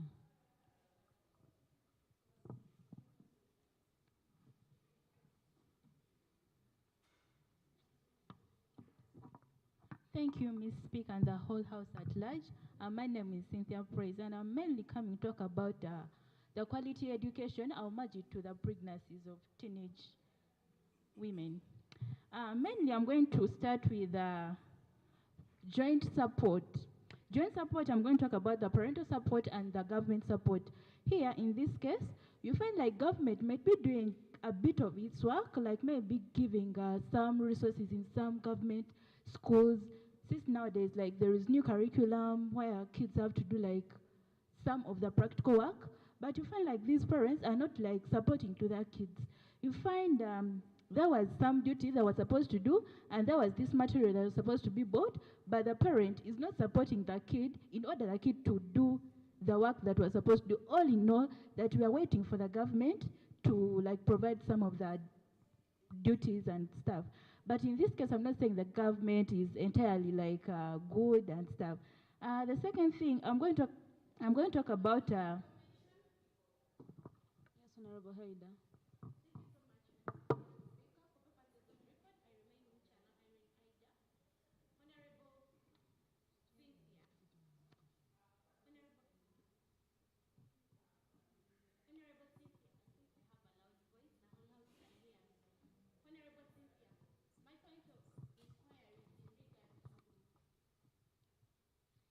regard to my point of inquiry is in regard to my point of information is in regard to the rights of the government. According to the international law, reports and conventions, it's the role of the government to promote and protect and respect the right to education. I believe as parents we have a right to play, but then it's entirely the role of the government to make sure that the education facilities, such as good schools that have good teachers, the recruitment of these teachers should be on the basis of merit to empower education. It shouldn't come back to the parent. Their role is to bring the child to school, but the government has that ability and the right to promote and educate us as its citizens and the population. We shouldn't embark on the parents despite in their weaknesses.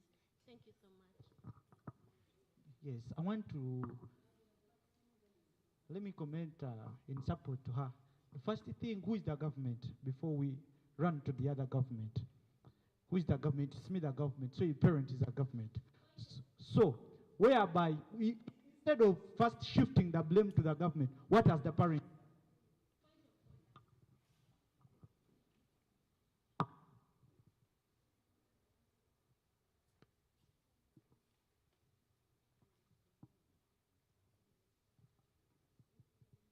I think according to Abisham's submission, I will give a chance to Ada to answer the question, then I also give a chance to Cynthia to answer it.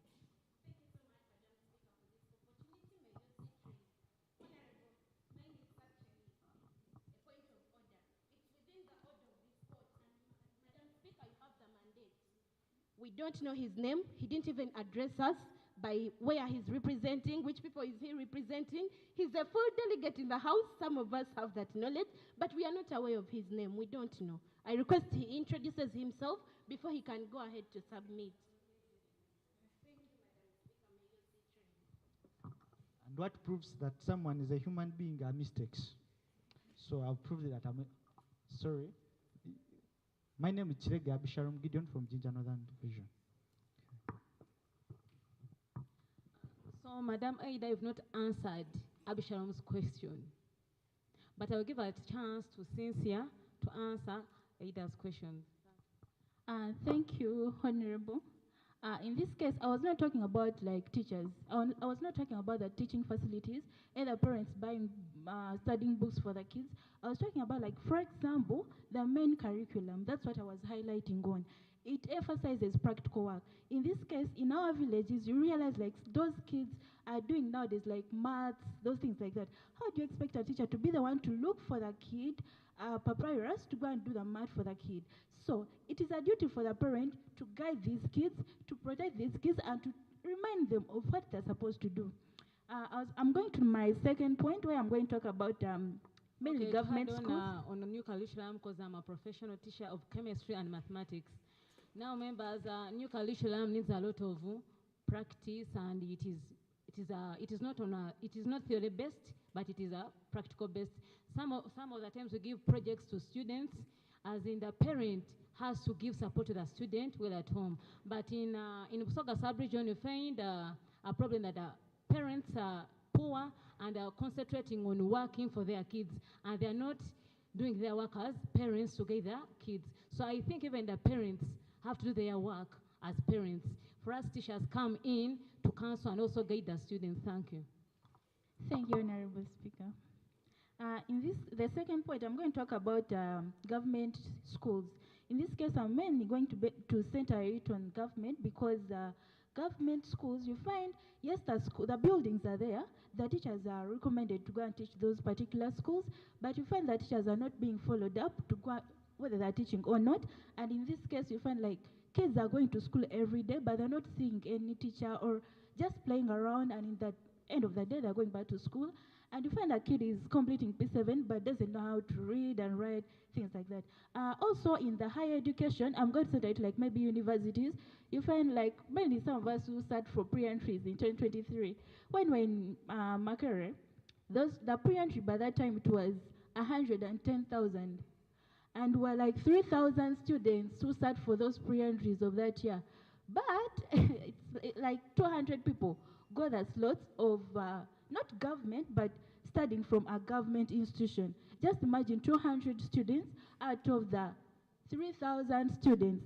And some of us, our next destination was private institutions, KIU. Things here about the pre-entries. How is the issue of the pre-entries related to the motion? No, in this case, I'm going to talk about the slots. Few slots for government institutions, yet private institutions are really expensive and parents cannot really afford them. In this case, our next destination was like private universities, where these universities are highly expensive, more expensive than the government universities. So in this case, I'm saying government should make it affordable for the students to get access to government facilities. Let it be easy for people to get access to government facilities than parents spending a lot of money on private institutions. Thank you. Teacher Band has a point of information, so I'll give him a chance.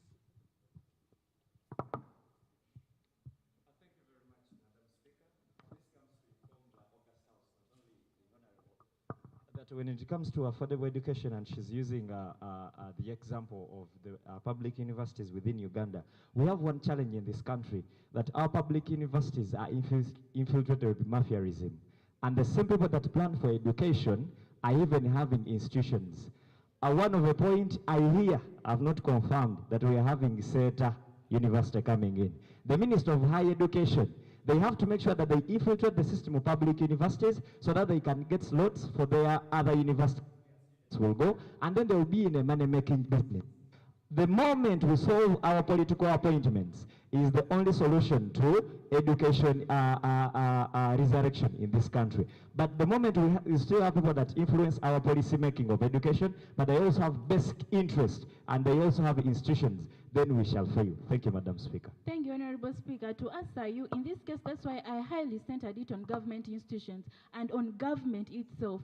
Because in this case, whether the people on board have private institutions or not, you find some of us who come from villages, we don't know who is on board and who is not. So when we are denied a slot, that will be like I was denied a slot in a government university. We want to know whether someone owns a private university somewhere else. So that's why I highly centered it on government itself. Thank you. Thank you, Honorable Cynthia. Yes, we also have a submission from Honorable.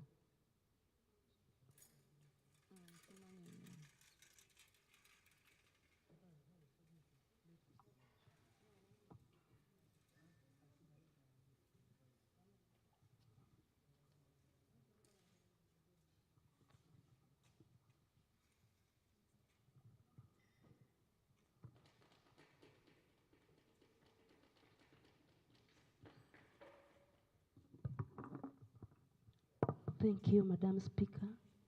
Protocol observed.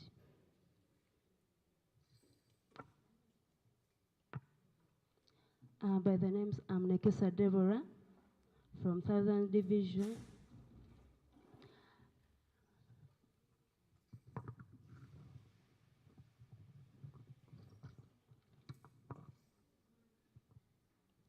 By the names, I'm Deborah Nekesa from Southern Division.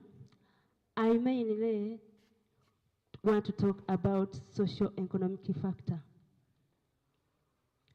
Poverty, lack of education and employment opportunities are social pressure to marry can contribute to higher rates of teenage pregnancy.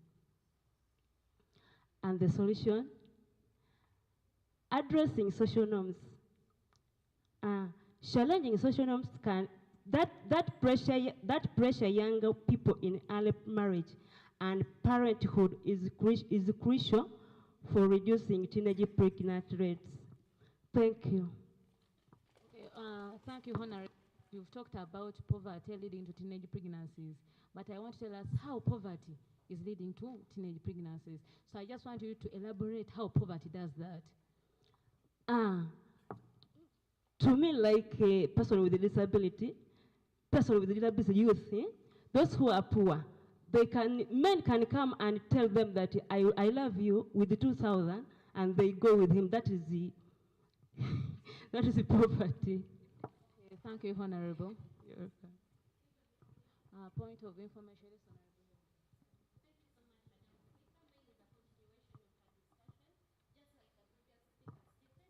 Poverty is a great challenge when it comes to education. As you've heard, the students that are not, due to the high taxes that are imposed on the menstrual pads that we use as the girl child, since most of the people in the rural areas, deep down in Busoga, Bugweri, Dudi, you know those districts, you may find that they can't afford such pads because of their expenses. You may find a person can't afford 2,500 or 6,000, of which quality pads are sold. All they decide to do is to go in for sex as a transaction to get these pads. And that's how they end up getting pregnant, being exposed to things they should not have been exposed to at that tender age. Okay, now you've talked about imposing high taxes on pads. I want you people to tell us, how are we going to fight this? Because we want to look at facts, because whether you want it or not, they will keep on imposing taxes on pads. Because remember, the more we get more representatives like MPs, people going to the parliament, they are going to do what? To impose taxes on us. So now, members, I want you to tell us how we are going to overcome this. No. I want another honorable. Okay. Would you like to submit? Okay, thank you. Now, I want another honorable too. Yes, honorable.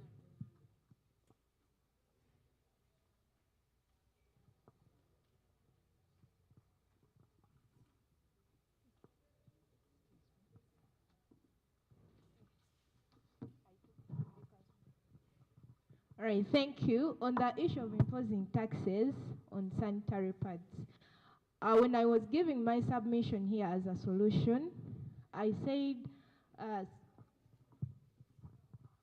thank you. I told you people that we are coming up with an innovation, or we've come up with an innovation where we train the girls on how to make sanitary pads using the local materials. So because these other people, why they impose tax? Because they are also in the manufacturing industry. They're also spending money to manufacture the pads. They're paying the workers, so they have to impose that tax. So as we in Busoga, in Busoga, we realized that in order to overcome the taxes, let us be able to initiate the projects where the taxes cannot be imposed, because a girl is going to get a cloth to compile that cloth so as to be able to make a pad so that she can be able to attend school. So avoiding the issue of taxes on pads. Thank you. Now members, hold on. Now members, facts. It is not possible to avoid taxes. We have to just look for a way to overcome the problem of pads. Not so. So Honorable Nambi, before you go, we have a point of information from Honorable Natasha.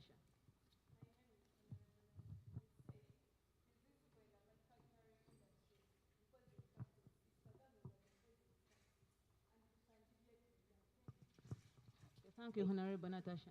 Can I be able to reply her before I get other questions? It is well.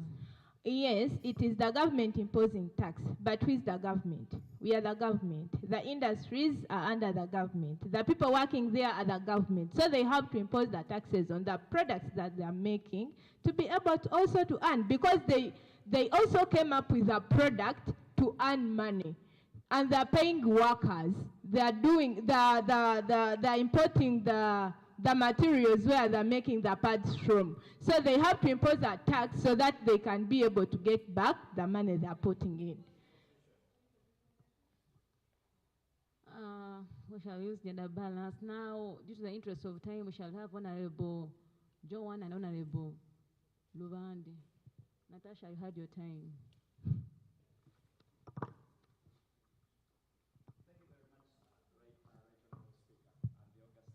I'd love to inform the current speaker that every government has three arms. We have the government, the judiciary, the legislature, and the executive.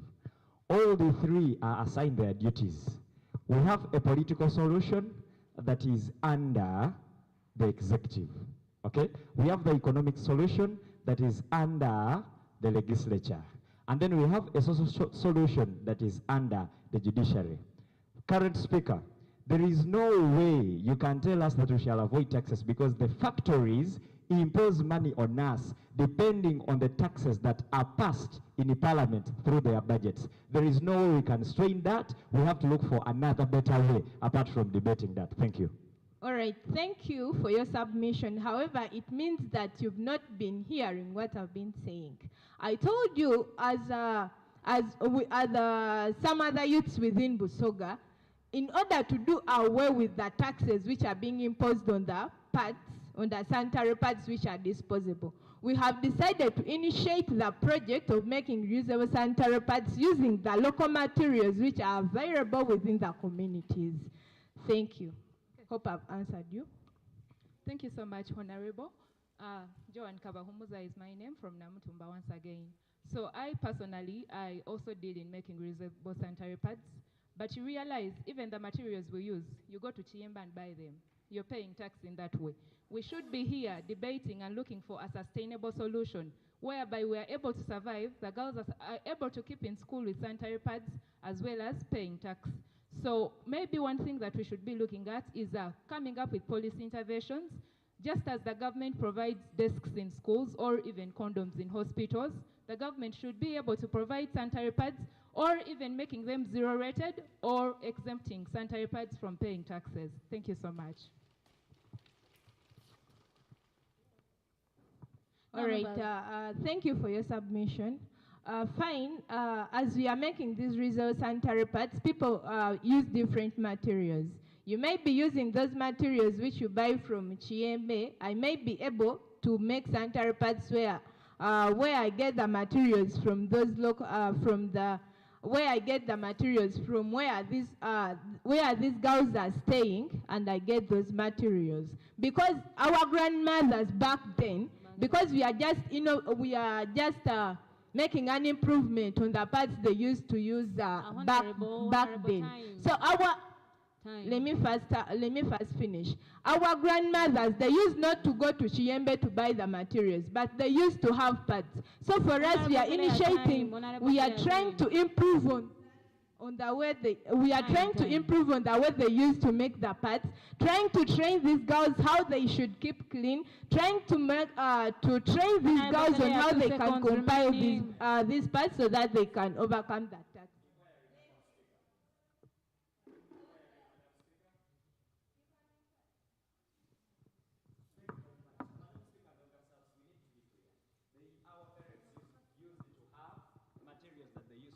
Can we go factual? What are these materials that they used to use that you can comprehend and say we can improve on them in this generation and then make it better? That's what we want to hear. What materials are those? For the interest of time, we are wasting a lot of time debating on a motion of which, if you really would like to know those materials, you will reach out to me so that we don't waste a lot of time. Thank you. I beg to move. Okay. Now, members, before Honorable Nambikaya leaves, let us accept that imposing taxes can't stop. And they have talked about the materials. I think we can also look at lobbying for funds. But then, because Madam Joanna has talked about buying the materials, because even the materials they use to make the reusable pads are bought. That means that if we come together and lobby for the funds, we can make the reusable pads and distribute to different villages. Thank you.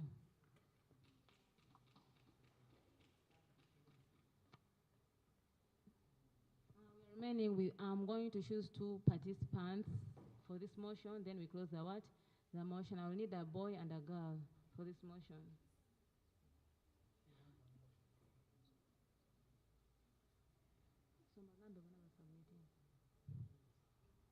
No. Now I will have Honorable, because she seconded the motion. Yes, I'll have Honorable, and I also need a boy. Honorable, please move forward. We don't have time. Thank you so much, Madam Speaker. Once again, my name is Viola Kataike, and I would want firstly supplement on that issue. We realize there is education in and out of school, and we've over-focused on those that are in school. But I want us also to reflect on the youths that have dropped out, and they're at a high risk of getting pregnant.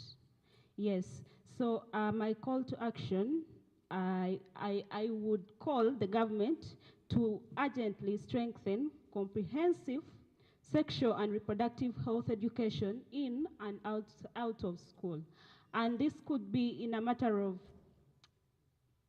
bringing supportive and inclusive education in regards to sexual and reproductive health and rights, because there is no way we will teach these, students in school or kids when even the teachers themselves don't understand the concept of sexual reproductive health and rights. Secondly is on the healthy services.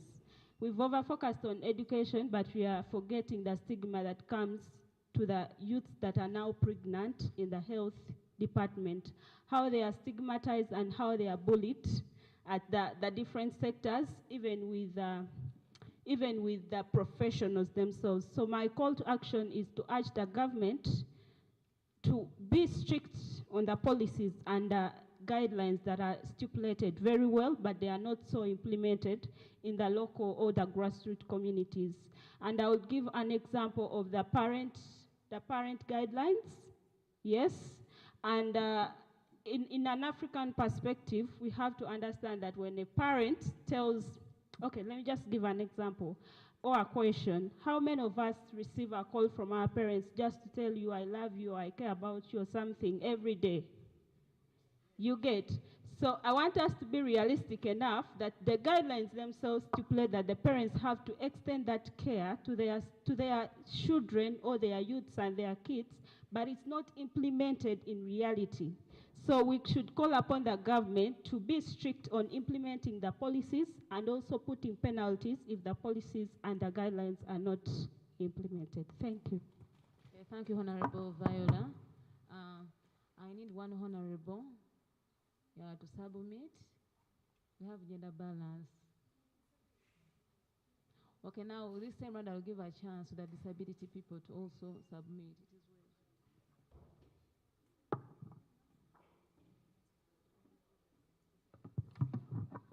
Thank you, Madam Speaker. I humbly request that on every motion, at least we get views from our side of disability. At least 2 minutes on every motion. Thank you. But we gave a chance to a person from disabilities to also know that. Yeah. Other honorables just With submitted. physical. Yes. Thank you very much. Now I'll be brief, giving out my resolution. When it comes to education, most schools in Uganda are not inclusive. They're not having ramps to support persons with physical disabilities. They're not having assistive devices to youth who are visually impaired or who are deafly blind. Youth are having different disabilities. We are having physical disability, intellectual disability, psychosocial disability, albinism, deafly blind, cerebral palsy. There are different disabilities, and girls who get pregnant when they are still young. The biggest population, they give birth to children or kids who are having disabilities, especially intellectual and cerebral palsy. So the government should support schools with assistive devices and train teachers on how to handle and support students with disabilities. Because the reason why most parents don't educate their kids, they are not supported in schools. There are no assistive devices to support them with their classes. So, Honorable, I have a question because I think we have schools for the blind people. Yes. Not so. And I think that those schools have the facilities to facilitate the blind people. Then even at school, I was at Macquarie University, we had blind people in our classes, but they had assistants to help them. And those people on government, even the government pays the assistants to help them. Yes, they do, but it's a least number of schools. Like here in Jinja, we're having only 3 schools, primary schools who are supporting those persons with disabilities. And even sign language interpreter, only 1 school in Jinja is having a sign language interpreter. Government supported the youth with disabilities with 1 vocational institute here in Jinja, Vocational Rehabilitation Center, that's in Wairaka. Then in Kireka and Reza, they're having 2. But in those vocational institutes, they are not extremely inclusive because the ramps, they are not there. Sign language interpreter, he or her comes when they're having maybe visitors. So schools here in Busoga are not inclusive. Fairly they're inclusive, but not fully inclusive. So, okay, how do you want the government to tackle that in your The perspective? government should create inclusion in schools, training teachers on how to handle and support youth with disabilities, giving assistive devices in schools, and supporting the students themselves on how to support their fellow students in school. Like us who are having psychosocial disabilities, I might get a relapse when we are here, and none of you can know how to support me.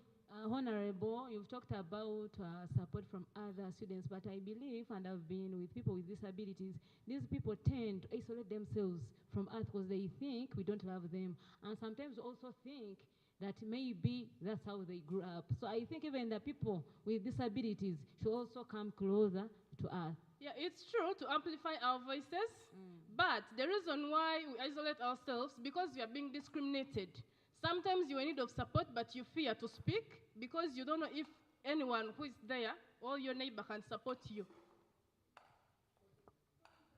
But how do you know that you're being discriminated without interacting with a person? Some don't interact with other people. They tend to isolate themselves. They do. Like when you are with someone who is deafly blind, how can you communicate with him or her when you don't know sign language? Blind? Deafly, or one who is deaf. Okay. How can you communicate with her or him when you don't know sign language? Most of the students, they don't know support needs. Yes?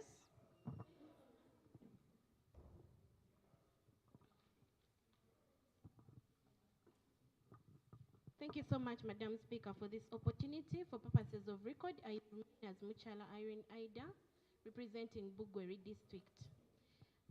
I present to you our Honorable. In the current laws of Uganda and on an international scene, we have the International Convention on all forms of discrimination against people with disability. Yes. I want you to direct and move this House and tell us what amounts to full inclusion of these people in the aspect of discrimination, just like Madam Speaker was asking. Thank you for talking about the convention. We are also having the convention, UN Convention for the Rights of Persons with Disabilities. It was also brought out after the one for discrimination. So removing that discrimination, there is need of awareness raising. Awareness raising in schools and communities. Because most of the teachers, the parents, and the students themselves, they lack information about disability, how to support their fellow students with disabilities. Okay, let us have a point of information from Honorable Abisharon. Yes, Shalom. Yes, my name is Chege Abisharon Gideon from Ginger North. Yes, about the issue of inclusion and discrimination among the people with disabilities, I would say the people who meet them, it's about your mindset. I would say I'm visually impaired. I can't do anything without glasses, but I've never benefited from anything with people with disability because I realized it upon myself that I'm not disabled. So until those people get out or you speak to them, that's when you say, now how do you isolate yourself? I would say when I was young, that's when they were telling me to go to Spire. And why, like I said, I will not go to those schools. I'm able. Once I have my glasses, I can do everything. So once we don't ignore or drop out that thing, then we shall still go with that they are discriminating us. Thank you. Thank you, Honorable Sharon. That's why I told you there is need of awareness raising because they lack information, how to speak for themselves, advocate for their rights, and raise awareness themselves. Yes, but Honorable, you talked about discrimination. That's why I told you that how do you know that you're being discriminated without you interacting with the people? That means that the disabled people are discriminating themselves from these people. So I think that you people, you have to interact with the people viably, because you understand that. Yeah. I think most of the times, because I have a friend who is blind, but we always talk. You understand? So I don't think that these people are discriminating those people. Those people are the ones isolating themselves from these ones.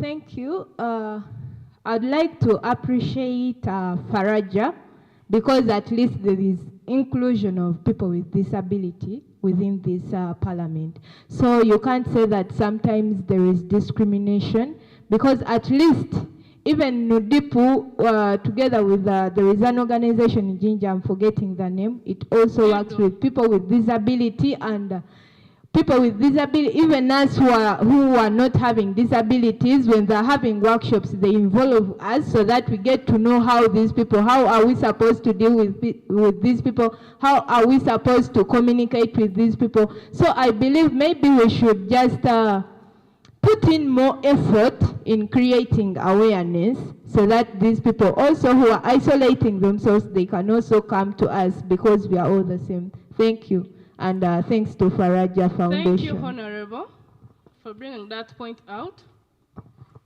Because last year we carried out research with Restless Development, and we discovered that most youth with disabilities here in Jinja. Honorable, you summarize and you're the last person to submit on this motion. You're out of time. Thank you, Madam Speaker. We discovered that most youth with disabilities here in Jinja, they lack information, especially in rural areas. They are being institutionalized by their parents or the caretakers. That's why they lack information. Thank you very much. Okay, thank you. So with the submissions presented by the Honorable House, I therefore put this motion to a vote to be passed. So those in favor say aye. Those in favor say aye. And those who are not in favor say nay. So the ayes have it and the motion has been passed in the House.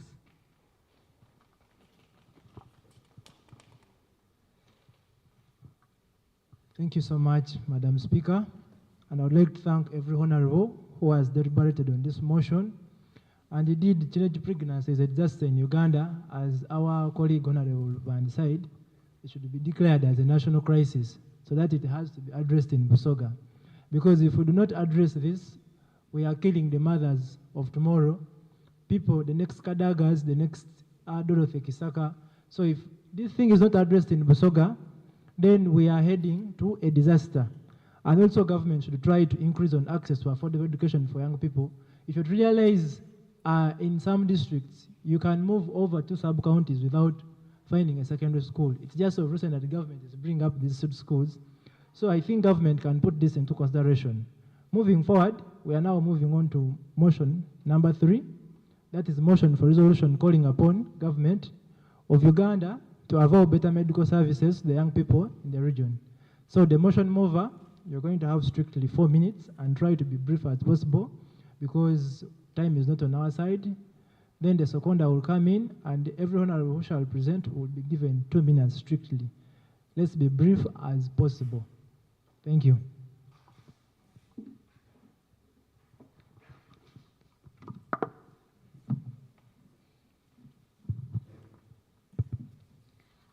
Protocol observed. Good afternoon to you all. My name is Namwaya Aisha. I am a passionate nutritionist and a nutrition advocate, and I am the founder of the Dietitians Family Initiative. So I am here to move the motion, and it's a motion for a resolution calling upon government of Uganda to avail better medical services to the youth people in the region. I am deeply moved by this motion because there are some things that are really unfair, should I say. When I fall sick and I am deep down in Budondo, why do I have to be referred to Jinja, not knowing whether I have the transport or not? Why do I have to be referred to Jinja or to be referred to Kampala hospitals like in Zambia? Yet the government can easily grant us access to those services in our regions where we are. Yes, the government has done its part. And yes, the government has done a lot of initiatives. For example, they have started up so many projects. We have the Koika World Health Project, we have the nutrition project, we have the different medical camps, we have a lot that the government has put up, but why are we still having poor medical services in Busoga region? One thing we should understand is that medical services do not only cater for medication, for treatment, but then we have the diagnosis, we have the treatment, we have the monitoring, and then we have education and awareness. Education, I hope everyone knows that education and awareness is part of the medical services that we as the youth or we as the individuals are supposed You to have receive. 2 minutes, so try to be brief. One of the major problems that we are having are, one, the infrastructure is not available. We have 311 hospitals, government medical centers in Busoga region. And unfortunately, the biggest regional hospital that is known is the referral hospital here in Jinja. What is a person in Bududa who doesn't have medical services, who doesn't have the transport going to do? They are going to stay outside and die. How are we going to fix this? Even the medical centers that we have no medication, have no doctors, yet we have youth that have studied nursing and medicine, and they have no jobs. Why is this happening? So one of the services that we as the dietitians family are trying to hold up are care group models. The care group model has worked in so many countries, and it has shown positive effect, whereby we get those individuals that have worked hard and they have studied and they have their profession, but they have no jobs. We teach them how to train and how to do the on-site first aid, on-site treatment for the cases that are emergency. So by the time they bring you to the hospital, you are not dead. So in this program... Asha, time. Sorry. Please summarize. If we keep on... Okay, I would really recommend this program for the government because, one, it would help with the poverty because we can initiate the projects for money. The people can get employment, and it would be a very effective program. Aisha, I have 5 seconds. Yes, so I would like to rest my case and request the House to discuss on this matter. Thank you. Okay, thank you, Honorable Aisha. I'll call upon the second the motion.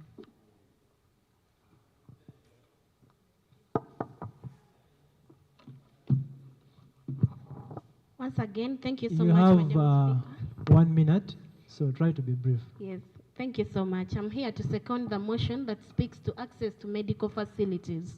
When we speak about access to medical facilities, we are speaking about the right to health.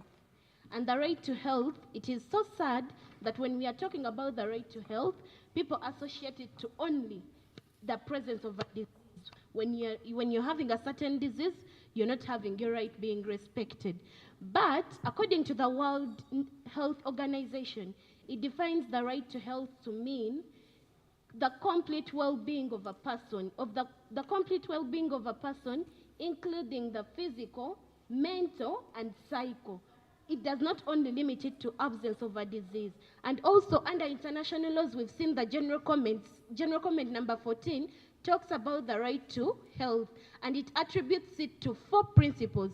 These 4 principles include accessibility, acceptability, and availability, as well as quality. We are speaking of the right to health, of which we are having in Uganda. When we speak about accessibility, we are asking ourselves as the population of Uganda and the health facilities that we are having in Uganda accessible to the entire population without any form of discrimination, of which you all know the answer that when you go to these hospitals, they've been so commercialized to the aspect that people without adequate funds will be denied medical attention.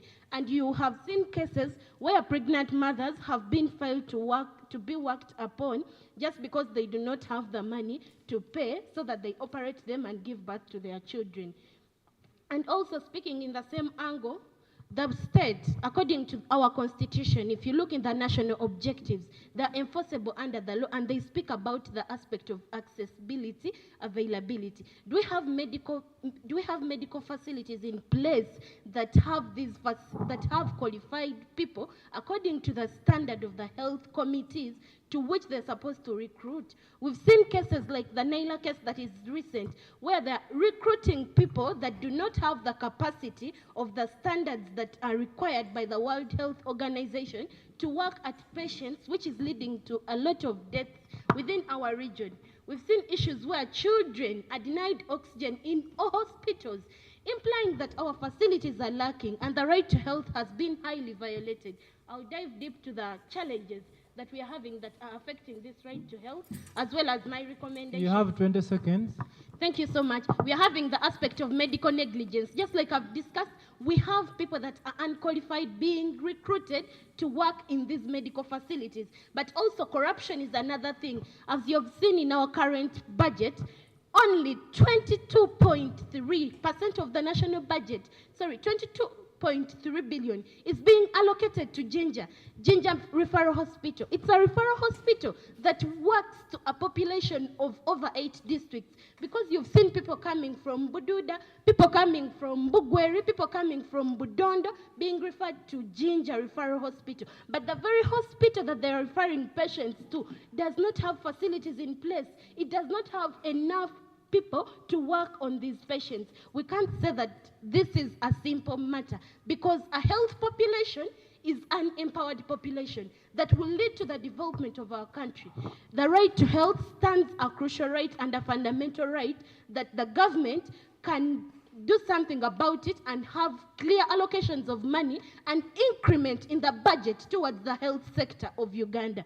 Also, another thing I'll talk about will be in regard to... Please summarize. Thank you so much, Madam Speaker. The other thing I'll talk about will be to poor and insufficient infrastructures. We've had very many patients die along the way because of the poor infrastructures that we are having. And all these are not issues that we should just look on and abandon, as we people, with the youth of today.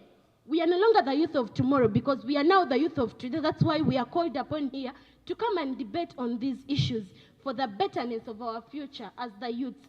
I urge the government to take on this motion, and you've seen that it has attributed money to make these roads, but roads are not being made. I call upon a proper evaluation and analysis of how this money has been spent. That is in regard to accountability and transparency. Inform us as the citizens of the country how much has been given to this kind of person to work on this particular road. That is my point in that angle. So, my recommendation will be incrementing budget allocations to the health sector, as well as recruitment of qualified personnel to work in these health sectors. Once we have qualified personnel to work in these health Honorable sectors... Ida, conclude. Thank you. We shall not have medical negligence as an issue, because we have people in deep down in the villages acting as doctors, but when you ask their certificates or licenses to do the job they are doing, either they learn from a friend or a mother who was a doctor, but they are busy inflicting on you medicine that they do not even tell you the risks of this medicine.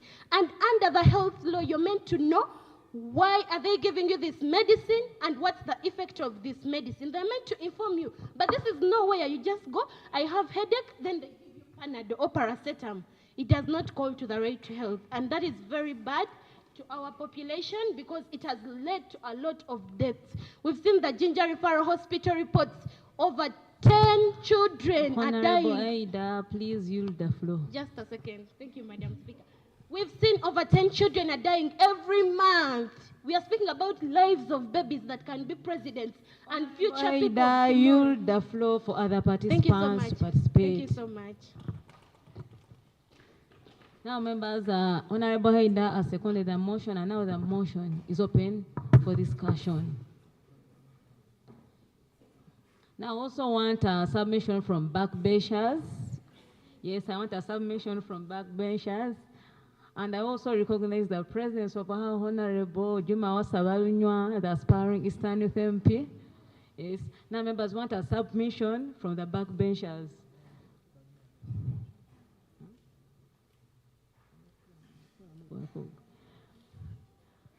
Now, members, we are having the same people submitting. We have to be interactive. So I need a backman. Yes, Natasha.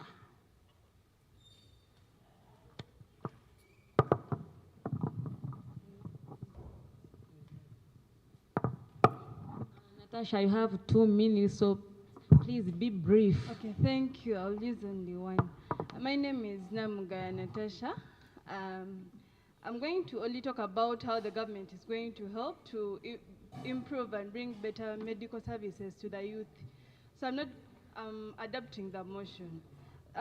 Most of the persons are going to be talking about the different problems we are facing, but I need to give a solution to this. One of the things, the reasons as to why there is no enough, why our youths are suffering due to medical stuff is due to financial barriers. You know there are government hospitals, but we also know government hospitals are not purely free.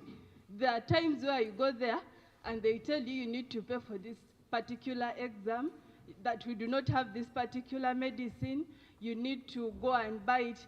We've all faced this, at least as who have gone to government hospitals, whereby you go with your malaria and they're like, we do not have this particular medication. The doctor prescribes to you a list of medications that you should go and get from a private hospital or a private clinic, which is expensive.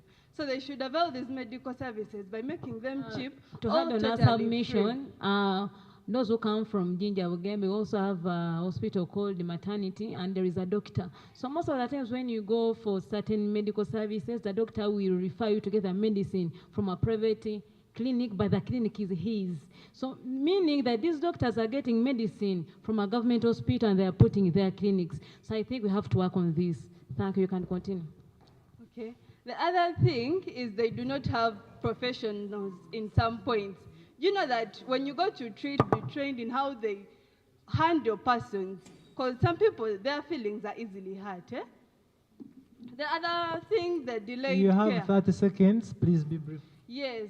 You go to a hospital and spend there like 3 hours just waiting to be treated. Some people end up dying before the doctor attends to them. So you see many people when they're going to the hospital, you wake up like at 5 to go to hospital due to delayed care. So you're the first person on that desk. So they should improve on such things so that the youth are properly medicated. Remember, 1 out of 10 people, they are harmed due to these facilities. And annually, 3 million people die due to medical errors. So let's focus on this. This is something we need to handle as the youth and as the entire country. Because people are dying. If the youth are dying, then we need to be the old people of tomorrow. How will we have old people I have when 1 we are second dying? to use the floor. Thank you very much.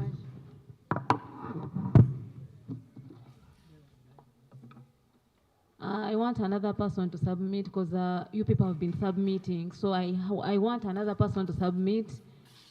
Given the fact that we have got a chance to get one of our aspiring Eastern Youth MPs, I think that he has to tell us what is going to do for us, because you're going to be the Eastern Youth MP, and I'm a voter and I'm going to vote you. So I think you should come and highlight on the medical services we're having in Eastern Uganda. Thank you.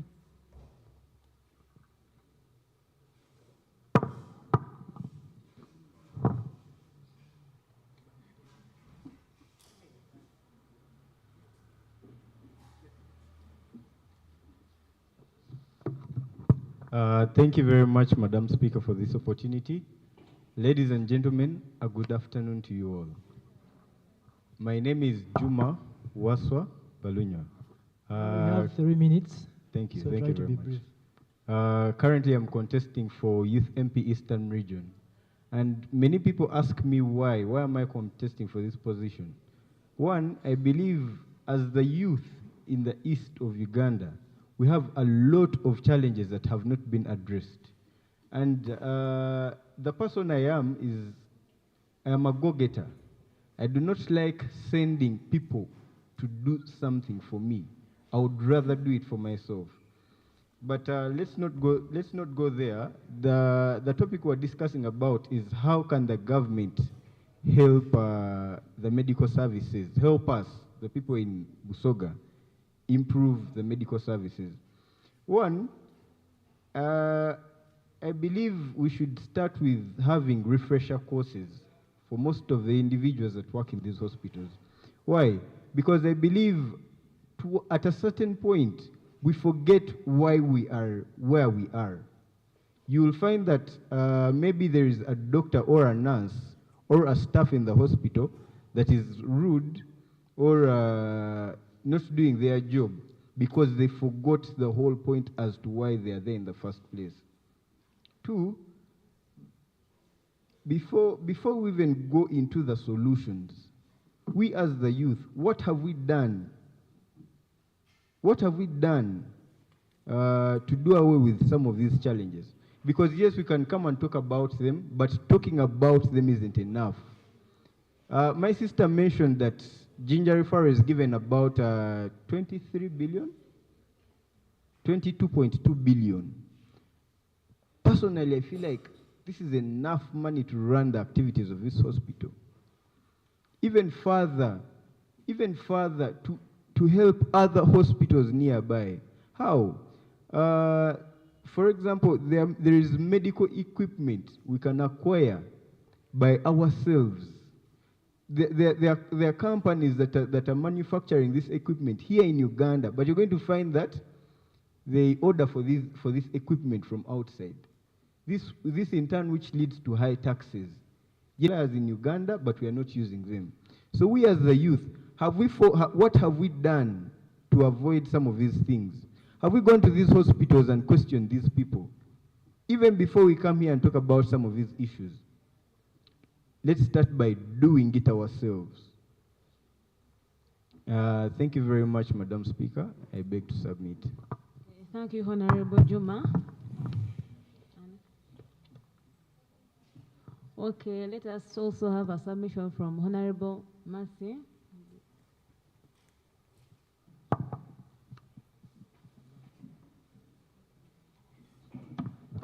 Thank you so much. Once again, my name is Nabo Kenya Mercy, and I'm from Iganga District. So I'll give recommendations in line with the motion that we are stating briefly. Now we have what we call adoption of the health policies. As a nation, we have what we call the general comment. This is a part of the roles of the government to promote, to respect, to fulfill. The government has an obligation to fulfill, to promote, and to protect and respect what has been set by the health facilities of the nation. Still, in line with that, we have what we call the National Health Policy that was put up in 2018. Now, to the government, just in case you're listening, none of this has been put up to implementation. We've not heard about anything about this, which was meant to be in line with the nation. You have 30 seconds. Please try to summarize. Yeah. To conclude, we also have what we call the patent rights. Now, the patent rights are in line with what we call for the quality of the nation. Patent rights put up in line for only quality materials to be put on set. The nation is only supposed to produce only the essential drugs, only to promote the quality promotion of the health, let's say. The other drugs are meant to be submitted from the other nation. That's why we have the WHO, the World Health Organization. I see the microphone. Lastly, we also have the withdrawal from the legislations. The nation is not supposed to produce these drugs as well. Let's give an example. One, like I, Mercy, I'm not supposed to produce drugs as a person. We've been put to this set that the HIV has been produced, the drugs, but it costs 108 million. As a Ugandan, who is going to have that medication on a reel? And it only produces. You have 1 second to yield the floor. To conclude, I would still say let's reinforce the rights. That is the national health policy that was put. As the government, let's implement these rights. They have been put on board, but they have not been implemented. I beg to submit. Okay, thank you, Honorable Mercy. Now, remember, due to the interest of time, I'll have one person to submit. And then we close the motion. I'll have this girl here because she has not yet submitted. I'll give her a chance. You have strictly 2 minutes to make your submission. Thank you, Madam Speaker. Before calling upon the government of Uganda, we as the youth and as a people. Honorable, kindly introduce yourself before you proceed. I'm Antonio Sharon Kasubo, representing the people of Kamuli. like before calling the government to avail better medical services, it is our responsibility to also it is our responsibility to take care of ourselves. I believe most of you know that we all tend to be doctors. As long as you're feeling headache, as long as you're not feeling well, you go to the drug shop. You say, give me paracetamol, give me Panadol. So you tend to be doctors. When you look at the villages, I'll take an example of my sub-county. It has 54 villages, but we are having one medical facility there. That is a health center too.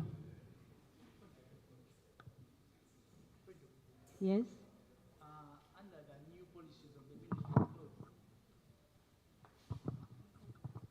Yes, for the purposes of record, my name is Chege Abisharam Gideon. Under the new policies of the Ministry of Health, they recommend that every parish is supposed to have a health center too. And I've seen it, I've been to look, and it is there. What is wrong with Kamuli? In my sub-county, yeah, they are there. They are there, but some are not working well. You That's have what 30 I can seconds, say. so try to be brief. So like, I call upon the government to, to take... You're contradicting your own statements.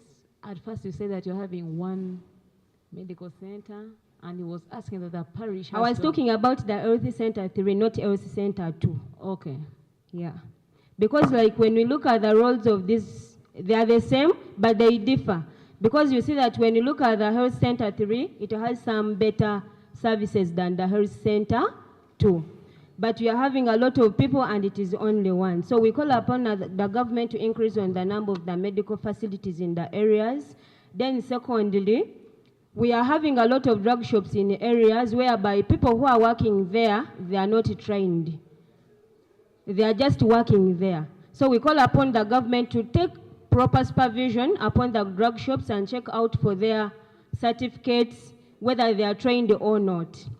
Then, still, I call upon the government to widen up the medical facilities that we are having. I would like to add on about the certificates. I think that is not appropriate because the certificates, I can go to Nassau Road and I get a certificate. These days, we have technology, we have everything, so I can get a certificate from Nassau Road. So I think we have to look for other ways of fighting the deployment of people are not qualified. Okay, thank you. So like I was still talking about this issue, like we are having medical facilities, but when you look at some, they are too limited or they are too small, let me say that. And we as the youth, in most cases, we fear. Please, you have like 5 seconds. If I have if I'm HIV positive, I may fear to go in the hospital since it is very small and other people are looking out to me. So I may... You have 5 seconds. Summarize. Thank you. You have 5 seconds to summarize. You're done. So now, members, honorable members, are you okay with the motion? Is it okay if we close the motion? I'm saying, Honorable Lubandu, if you have a submission, and maybe you're commenting or supplementing on a submission, but if you're giving another submission, it is a no.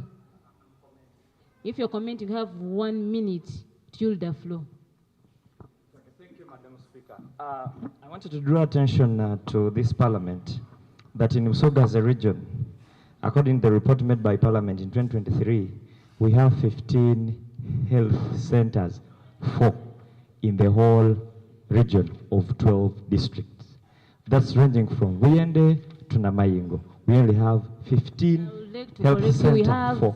We have 11 districts and 1 city. Thank you. Those are 12 districts, yes.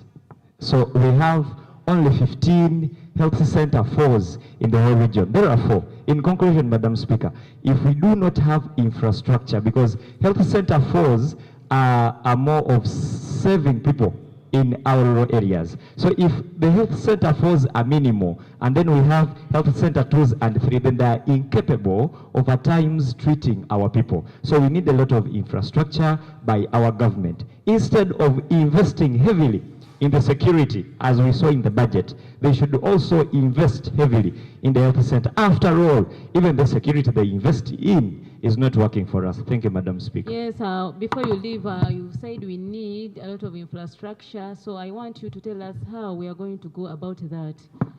Thank you very much, Madam Speaker. I request for around 2 or 3 minutes to summarize this, but I'll try to do it in 1 minute. Be brief, 1 minute is enough for you. Madam Speaker, Madam Speaker, I'm sorry to say this. The number one blunder that our government has made in power of 40 years is to make this country go under privatization.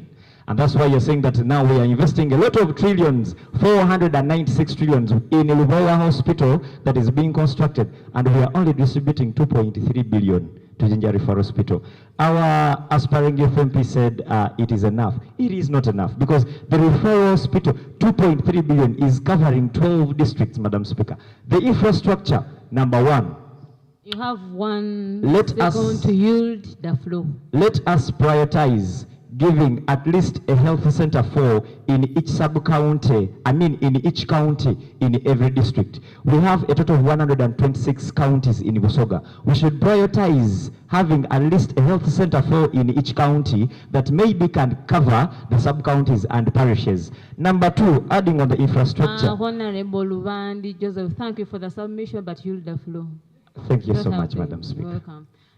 We have been talking about the medical services, but we are not looking at the people we are voting, because they tell us that the people we vote are going to bring the social services closer to us, meaning that let us go back to the people we vote. Because if we are voting a person, because most of the youth are voting people because they are giving them money, let us first look at the ideology of the person before we vote for a certain person. So now, members, with those few remarks, with the submissions presented by the honorables, I therefore put this motion to a vote to be passed. Those in favor say aye. And those who are not in favor say nay. So the ayes have it and the motion has been passed. I'll give the mic to the clerk to make a review of the minutes. Thank you so much, Right Honorable Speaker. And I would like to thank every honorable who has presented today. The submissions have been very good. I am impressed. Regarding the last motion that we have debated, indeed the medical services in Uganda are very alarming. Just as last month but one, we saw the Justice of the Supreme Court, that was Justice Irene Muyagonja, when she was lamenting after the death of her husband that the health services in Uganda are really deteriorating and they're expensive. They have been privatized because she had to move from Zambia to Rubaga to Mulago, and where her husband finally died in Mulago, but everywhere she was going, the charges were so high. So the government needs to address this, because we are in a situation whereby even when government officials get sick, they are being thrown out of the country. And you see, most of them end up dying from there. So they should just simply improve the health services here so that we can have a better health system other than them flying up there. So at this moment of time, we are going to review the resolutions from the parliamentary session. And I will begin with motion 1.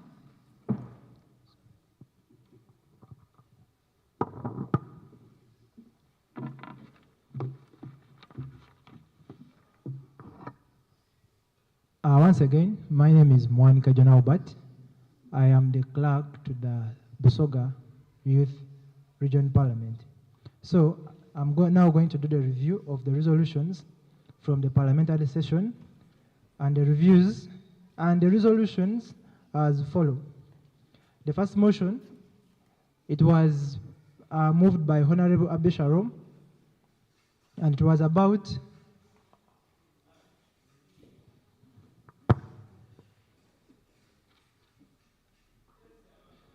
the first motion was motion for resolution of the Youth Parliament urging the government to tackle youth unemployment, promote access to startup capital, and enhance youth inclusion in electoral processes. This motion was moved by Honorable Abesharom, whereby he said that 60% of the youth in Busoga are not employed. And he emphasized that we have the responsibility to ourselves on how we can start the self-employment, because if we are to sit down and wait for the government to give us jobs, it may not come today, it may not come tomorrow. So as a people, we have the responsibility to start looking for ways of how we can start self-employing ourselves. Then he highlighted some of the causes that have caused unemployment in Busoga. One of them was mindset towards jobs. We always have a bad mindset towards jobs, and if I say that some people, despite the fact that this person will be educated, he will overlook another job that does not fit into his academic qualifications. And these people are ending up employment in such a way. Because just because he has gained a bachelor's degree in a certain course, he's not willing to do any casual job that might be around, and hence leaving these people unemployed. Then he talked about the education that is offered here in Uganda, whereby the education is more theoretical and not practical, whereby someone gets out of the whole education system when what they know is theory and not the practical part of it. And this is causing the high rates of unemployment. You only study Napoleon, Canadian prairies, which are not even relevant here as in Uganda. Then he highlighted about the lack of skills and education. That's also part of the theoretical education that we are having in Uganda. It has also caused unemployment rates in Uganda. Then he went on to say that the taxes are also we are supposed to pay. And Honorable Abbe Shalom was emphasizing that these taxes that are always put on us, they are higher than what we earn. So someone would opt to leave the job because the taxes are extreme and they end up being unemployed. Then the second of the motion was Honorable Viola, whereby she said that legislative reforms should be put in place so that some taxes are reformed or reviewed, because some of these taxes are very high, and such people are running out of business. Those who have been employed in the business sector, they are running out and they are finding themselves unemployed. Then the motion, we had Honorable Vandi. He also came and talked about youth inclusion is not being considered in Uganda today. And he emphasized that the youth must be included in everything that the government has to give to us. Because the youth occupy the biggest percentage of the people in Uganda, and if they are not given these chances, it means the youth will not be included. And in most occasions, the youth are not sensitized. He emphasized that most youth are not sensitized. You can be at a village and the program comes up, but you don't know nothing about it. Right now, we might be here having the Busoga Region Youth Parliament, but if you were to go to Town and ask them what's all about the Busoga Region Youth Parliament, most of them will have no idea. And this is what Honorable Van was talking about, that our youths in the Busoga region are not always sensitized about these programs and how they can benefit them. Then he thanked the government for the startup capital that they have always come up with, like the parish development model, Emyoga, and else, and some others. But he said the people don't know how to receive this money. Yes, the government has put up these initiatives, but how are people going to receive this money? People don't know who to approach, where to go, and how to get this money. And this money is mainly targeted for the informal sector, whereby these people in the informal sector, most of them don't know the procedures of how they can acquire this money. He went on and said that the people don't have the right to distribute this money, because they give you this money, but sometimes there are attached conditions to it. And some people don't know how, you might have the money on the account, but how are you going to distribute it? So they have not yet been sensitized on how they can budget for their money and foster their business. So they end up leaving the money without being distributed in their various businesses. Then he talked about people asking for bribes to get PDM money, whereby if you want to get the money for PDM to support your business, someone has first said that you have to give in something for you to get the PDM money. This is also being a challenge to people that want to get these funds so that they can have a startup capital. And this has been limited many people in the villages to get the startup capital, whereby you have to first pay a bribe to get what you want.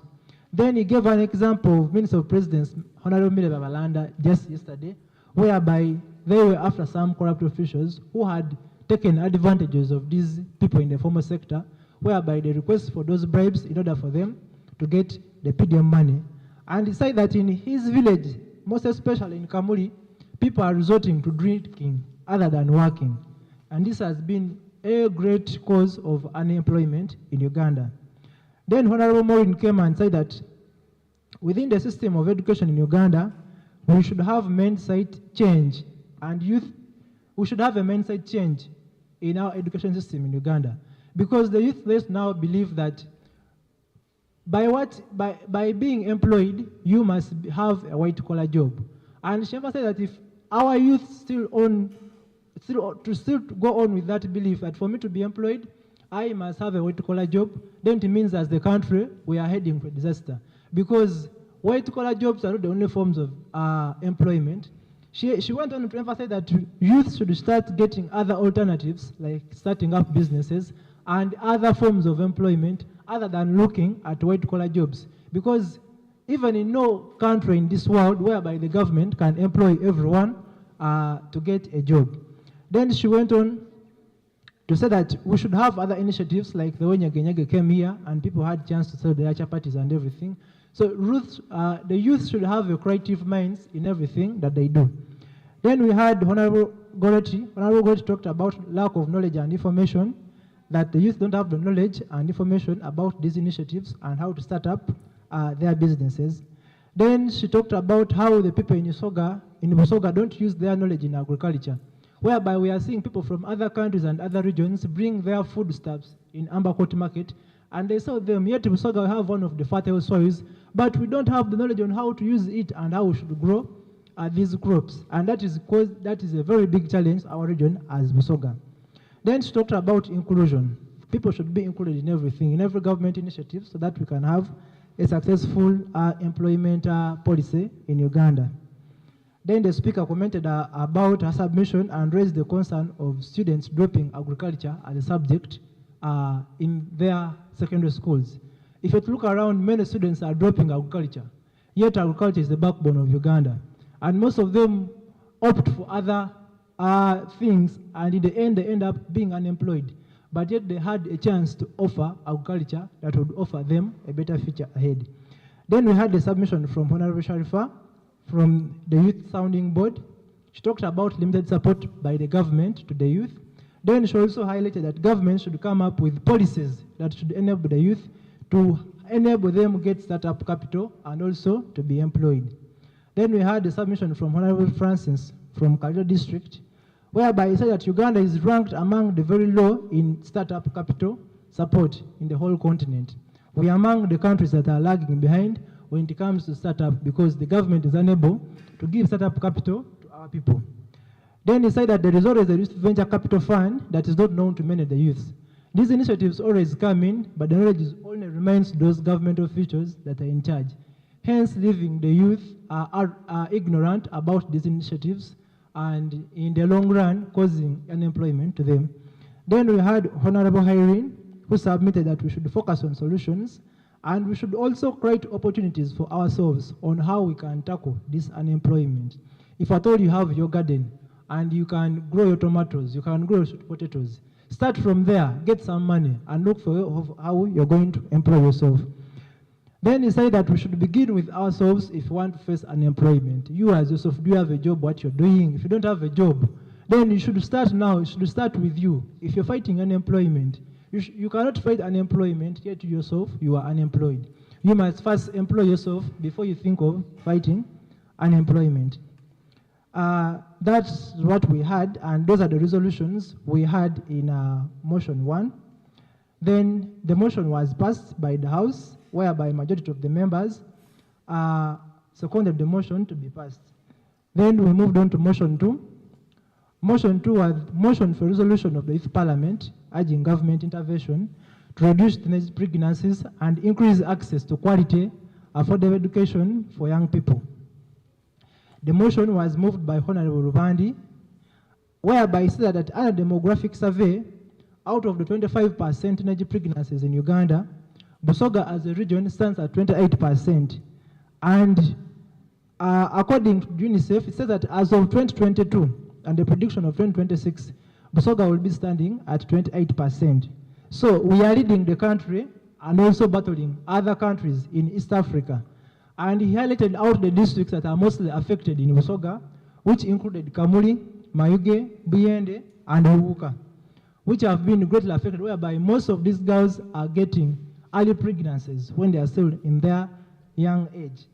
Then he highlighted that the government to reduce on this, there should be comprehensive sexual education that has to be entailed in Busoga. Because as in Busoga, this comprehensive sexual education has not yet been implemented here. And those are the challenges we are facing. And we find that adolescents always takes up these girls because they have no knowledge about sex education, and they are not aware of what they are supposed to do.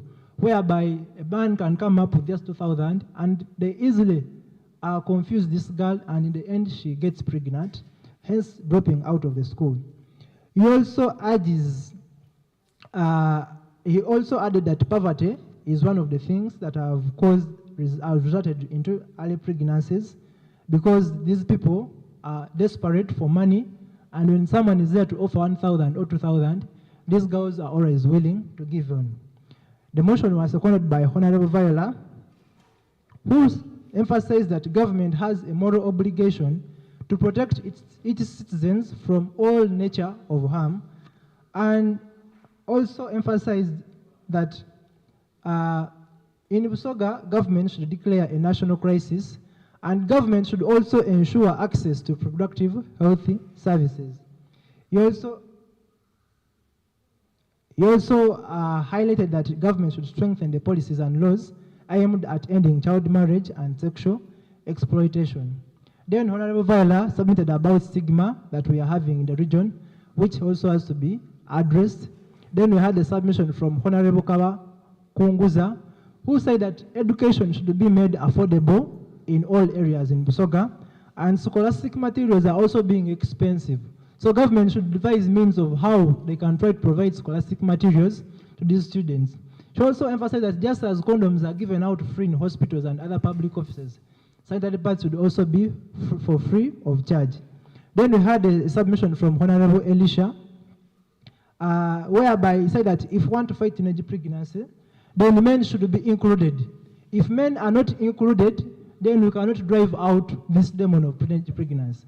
Because teenage pregnancy is coming as a result of the high appetite of men for younger girls. So if we cannot include the men, then there is no way we are going to drive out the teenage pregnancies. Then Honorable Nambi appreciated His Royal Highness, the Chabazingo of Busoga, for coming out to end teenage pregnancy in Busoga, and also emphasized that lack of sanitary pads and in most villages and amongst most girls forces them to have a sexual exchange with these men so that they can give them money to buy the pads. Then she sensitized girls to use reusable sanitary pads. Then Honorable Sajabizak emphasized that schools have no facilities, so they have to be facilitated by the government. Honorable Cynthia talked about parents having the duties to look after their children, and these duties should not be left to the teachers, because as a parent, you have full control of your child. Then also talked about affordable access to education, and also limited slots for government-funded courses, whereby they limit the number of slots that are given in government institutions. Then Honorable Luvandi talked about the infiltration by the ministers themselves, who are in charge of education, whereby the Minister for Higher Education has institutions at every level, starting from primary up to the university, and there are some people who are conducting these things. So, and he said that the government should first address the political will of these people. Then we had the last submission, it was from Honorable Nekesa Deborah, whereby she said that poverty and lack of education is one of the big challenges that Busoga is facing. Then she talked about addressing social norms to reduce on the pregnancy rate. Then Honorable Irene supplemented that poverty is a hindrance because they cannot afford a living as girls. The motion was passed by the House, whereby most of the majorities were in favor, and therefore this motion for resolution of the Youth Parliament urging government intervention to reduce teenage pregnancies and increase access to quality, affordable education for young people was passed by this House with an overwhelming majority. Then we moved on to motion 3, which was motion for resolution calling upon government of Uganda to avail better medical services to the young people in the region. It was moved by Honorable Aisha, who highlighted that government should ease access to reduce on the referrals that we have, yet people don't have transport for it. Because if I'm in Budondo, imagine I don't have transport, but you're referring me to go to Jinja. how am I going to access that? And whereby these medical officers are telling you that you must fuel the ambulance for us to refer you to the main hospital. Someone is in Buyende, assumingly in Bukungu. So how are they going to reach Jinja? They don't have transport money. They barely earn $1 a day. So government should look at this and should increase on the number of regional referral hospitals in every district, because some distances are far and these people cannot afford money to fuel the ambulance to take them to a referral hospital. And say that lack of infrastructure and limited referral hospitals has caused this. If at all the government had enough hospitals and health facilities facilitated in the region, we would not be having referrals, and people who would not be having transport to transport them to different referral hospitals. This would be an easier way of them to access the medical services. Then the second of this motion was Honorable Irene, and she highlighted about the rights of health that are in the different international conventions and Ugandan laws, and she also talked about the triple A's that have to be observed in these rights. That includes accessibility, affordability, and availability. Then she talks about discrimination in hospitals. However much they say that these government hospitals are free, there is discrimination. If you don't have money, you cannot get the services. So if you go there, broke Luvandi, and you want to be worked on, then they will not work on you, because now these hospitals have been commercialized. However much we claim these are government hospitals, there are no longer any free services in these government hospitals, because you have to pay a price for what you have to get. And if you cannot pay that price, then it means you're not going to get the services of the medical personnel that in the hospital.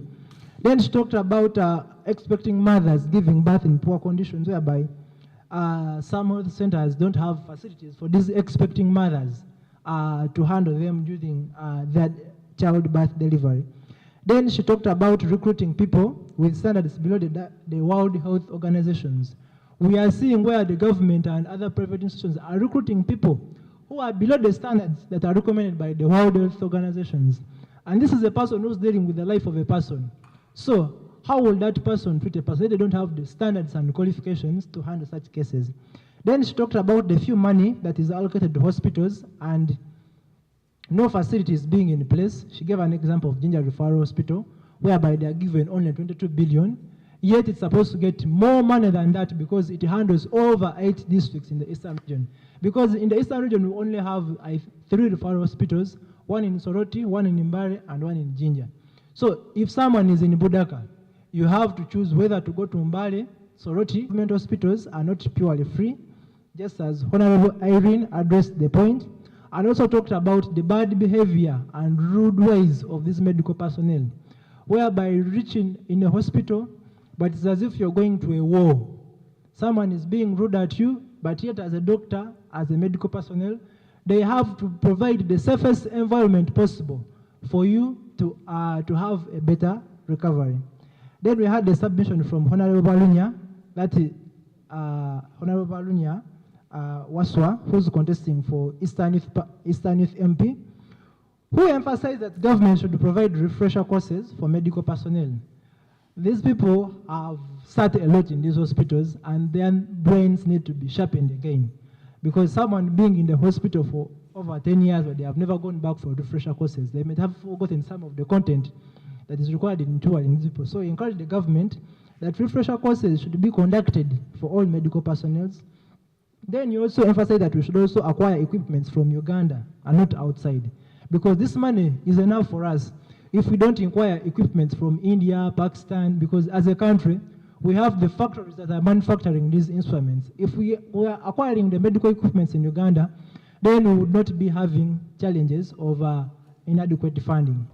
Then Honorable Nabu Kenya came and submitted that acquiring quality drugs should be one of the key things that government should consider, and should also reinforce the rights that have not been implemented.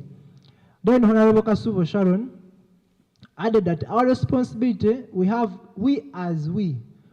the responsibility to take care of ourselves. Because if you cannot take care of yourself, then there is no way you can get a guarantee of better medical services.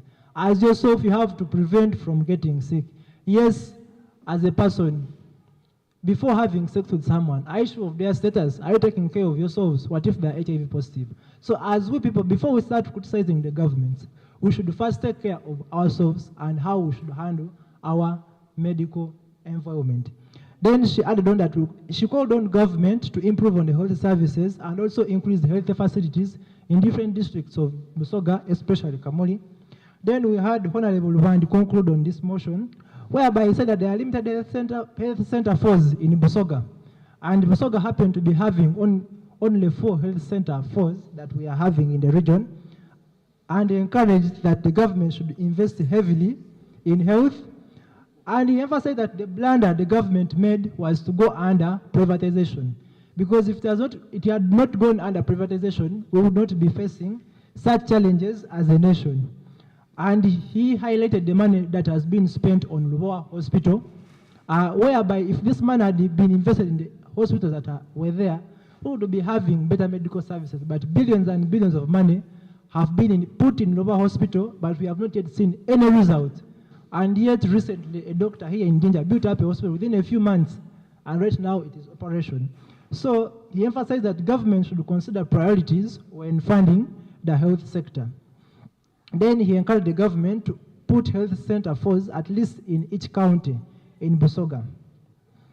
The motion was concluded and the vote was passed, whereby the motion for resolution calling upon government of Uganda to avail better medical services to the young people in the region was overwhelmingly passed by this House. At this moment of time, thank you so much for listening to me. That has been the review of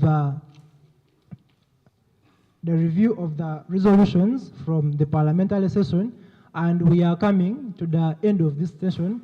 But all what you should know, this parliament is not ending today. The parliament will be going on. We shall be having online sessions in circumstances whereby we shall be having motion that we shall be deliberating on. So as you're going back, you should be aware that this is not the end of the Busoga Regional Parliament, but we are still here for a full year. So in case we have an online session that will be there in nearby future, please endeavor to attend. This is not the end of the sitting. We shall be engaging until there comes, and until the next, that is the 5th Busoga Regional Youth Parliament. So today has been the start. We are still in the journey because we are representing the interests of the people in Busoga, those who are not here. So you should be always available when called upon, because this has not been the last day, but our beginning. At this juncture, I will hand over the microphone back to the speaker, and there we shall have the handover of the resolutions. Okay, thank you, Honorable Albert. But before we adjourn the session, we shall have the closing remarks from Faraja, from a representative from Faraja Africa Foundation, then a representative from the European Union. Then after that, we shall have a closing prayer, then we adjourn the session. Thank you.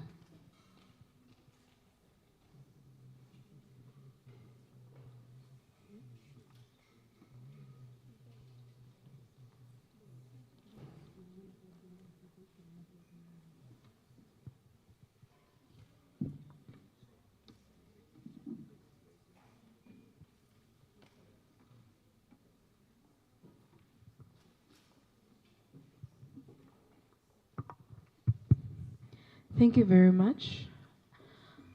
Protocol observed. Once again, I greet you. Through Honorable Speaker, I'd love to invite the Youth Sounding Board to have a very small session with the honorable members, 5 to 6 minutes really, if that is okay. You grant me? Okay, I'd like to invite a Youth Sounding Board representative to take you through the next session, and then we will call it a day. As she comes, maybe to make my final remarks, thank you once again for participating actively. I don't know, this way I can stamp for you. Yes, thank you very much. I understand energy levels are low, but we're only requesting for 5 minutes or less.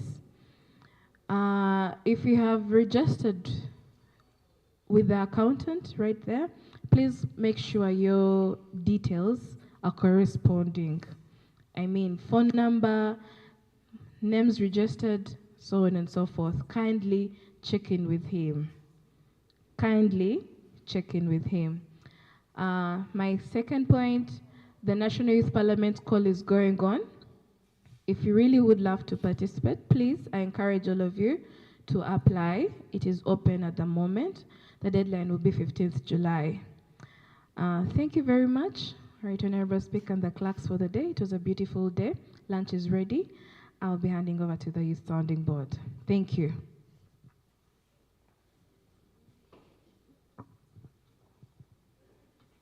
Thank you very much, Sharon. I take this opportunity to thank all the honorable members, Madam Speaker, the clerk, Faraja African Foundation, Youth Sounding Board, EU, GIS, and German. Thank you very much for giving us this opportunity to speak on behalf of our fellow youth in Busoga region or Eastern region. Once again, my name is Namanja Goret, disability justice activist, female representative for youth with disabilities in Jinja. I sit on the executive board for Commonwealth, where I speak for youth with disabilities, executive director, Shared Sites Foundation, and thematic lead for democracy and human rights on the Youth Sounding Board. I'm youth of disability. To empower youths in Uganda to participate, engage, and amplify their voices in community activities. We as leaders, we are the ones speaking on behalf of other youths. As you are sitting here, your neighbor, you don't know, I don't know if you have engaged with your neighbor, but you don't know what he or she does to support other youth in their areas, especially youth in rural areas. Sometimes we leave them back. But Faraja Foundation and the Youth Sounding Board, we work both in rural areas and in urban areas to raise the voices for youths. The survey that you're having is going to contribute to the Uganda National Vision Paper.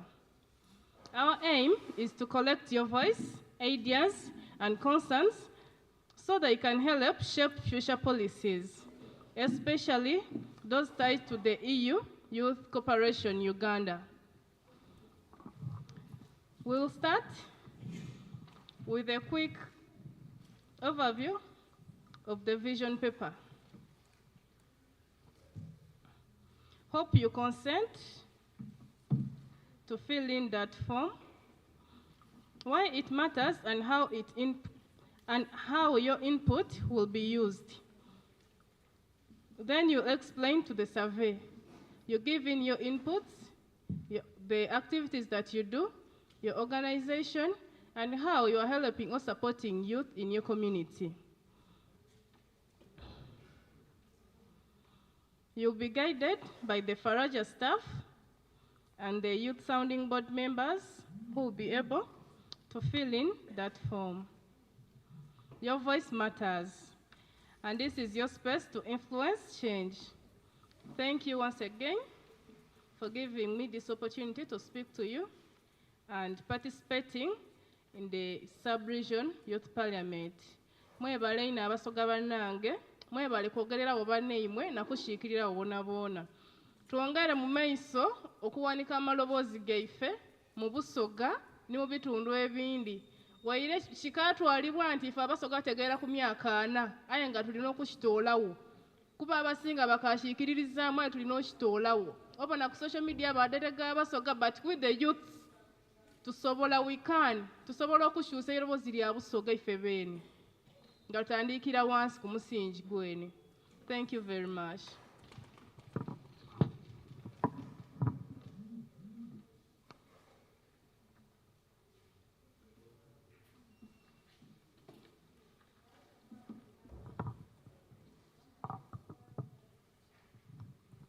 Okay. Thank you, Honorable, for the few remarks. But before I adjourn the session, I would like to get a closing prayer from one of the honorables, then I adjourn the House. One honorable to give us a closing prayer. One honorable to give us a closing prayer. Yes, Honorable Viola.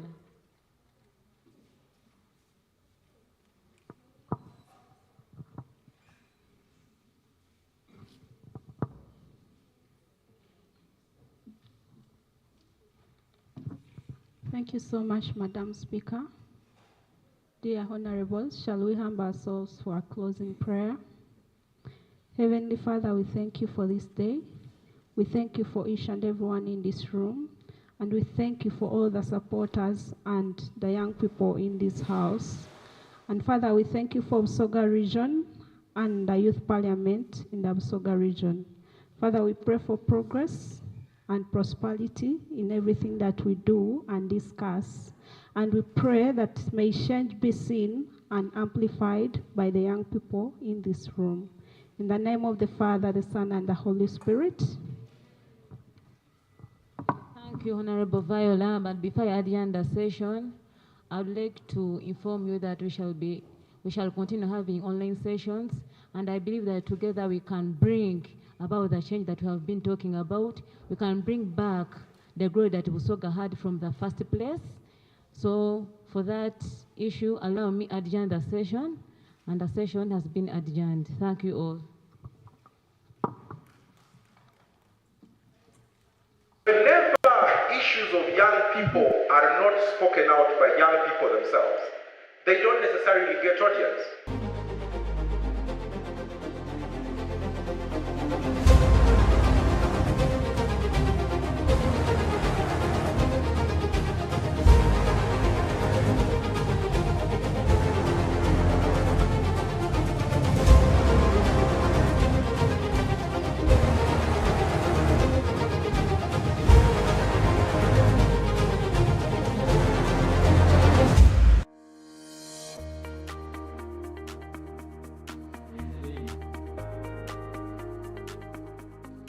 This being the 6th edition of the National Youth Parliament, organized by Faraja Africa Foundation. Yeah.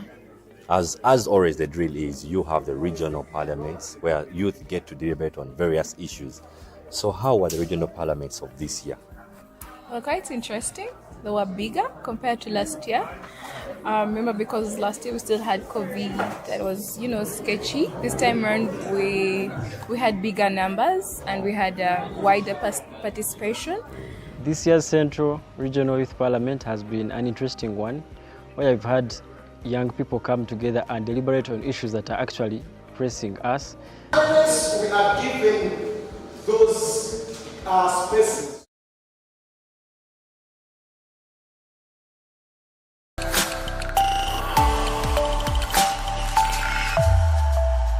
Faraja TV, authentic African voices.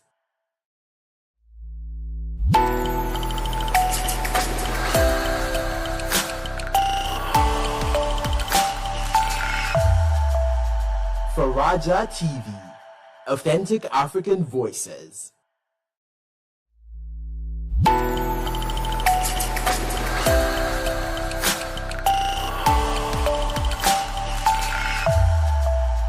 Faraja TV, authentic African voices.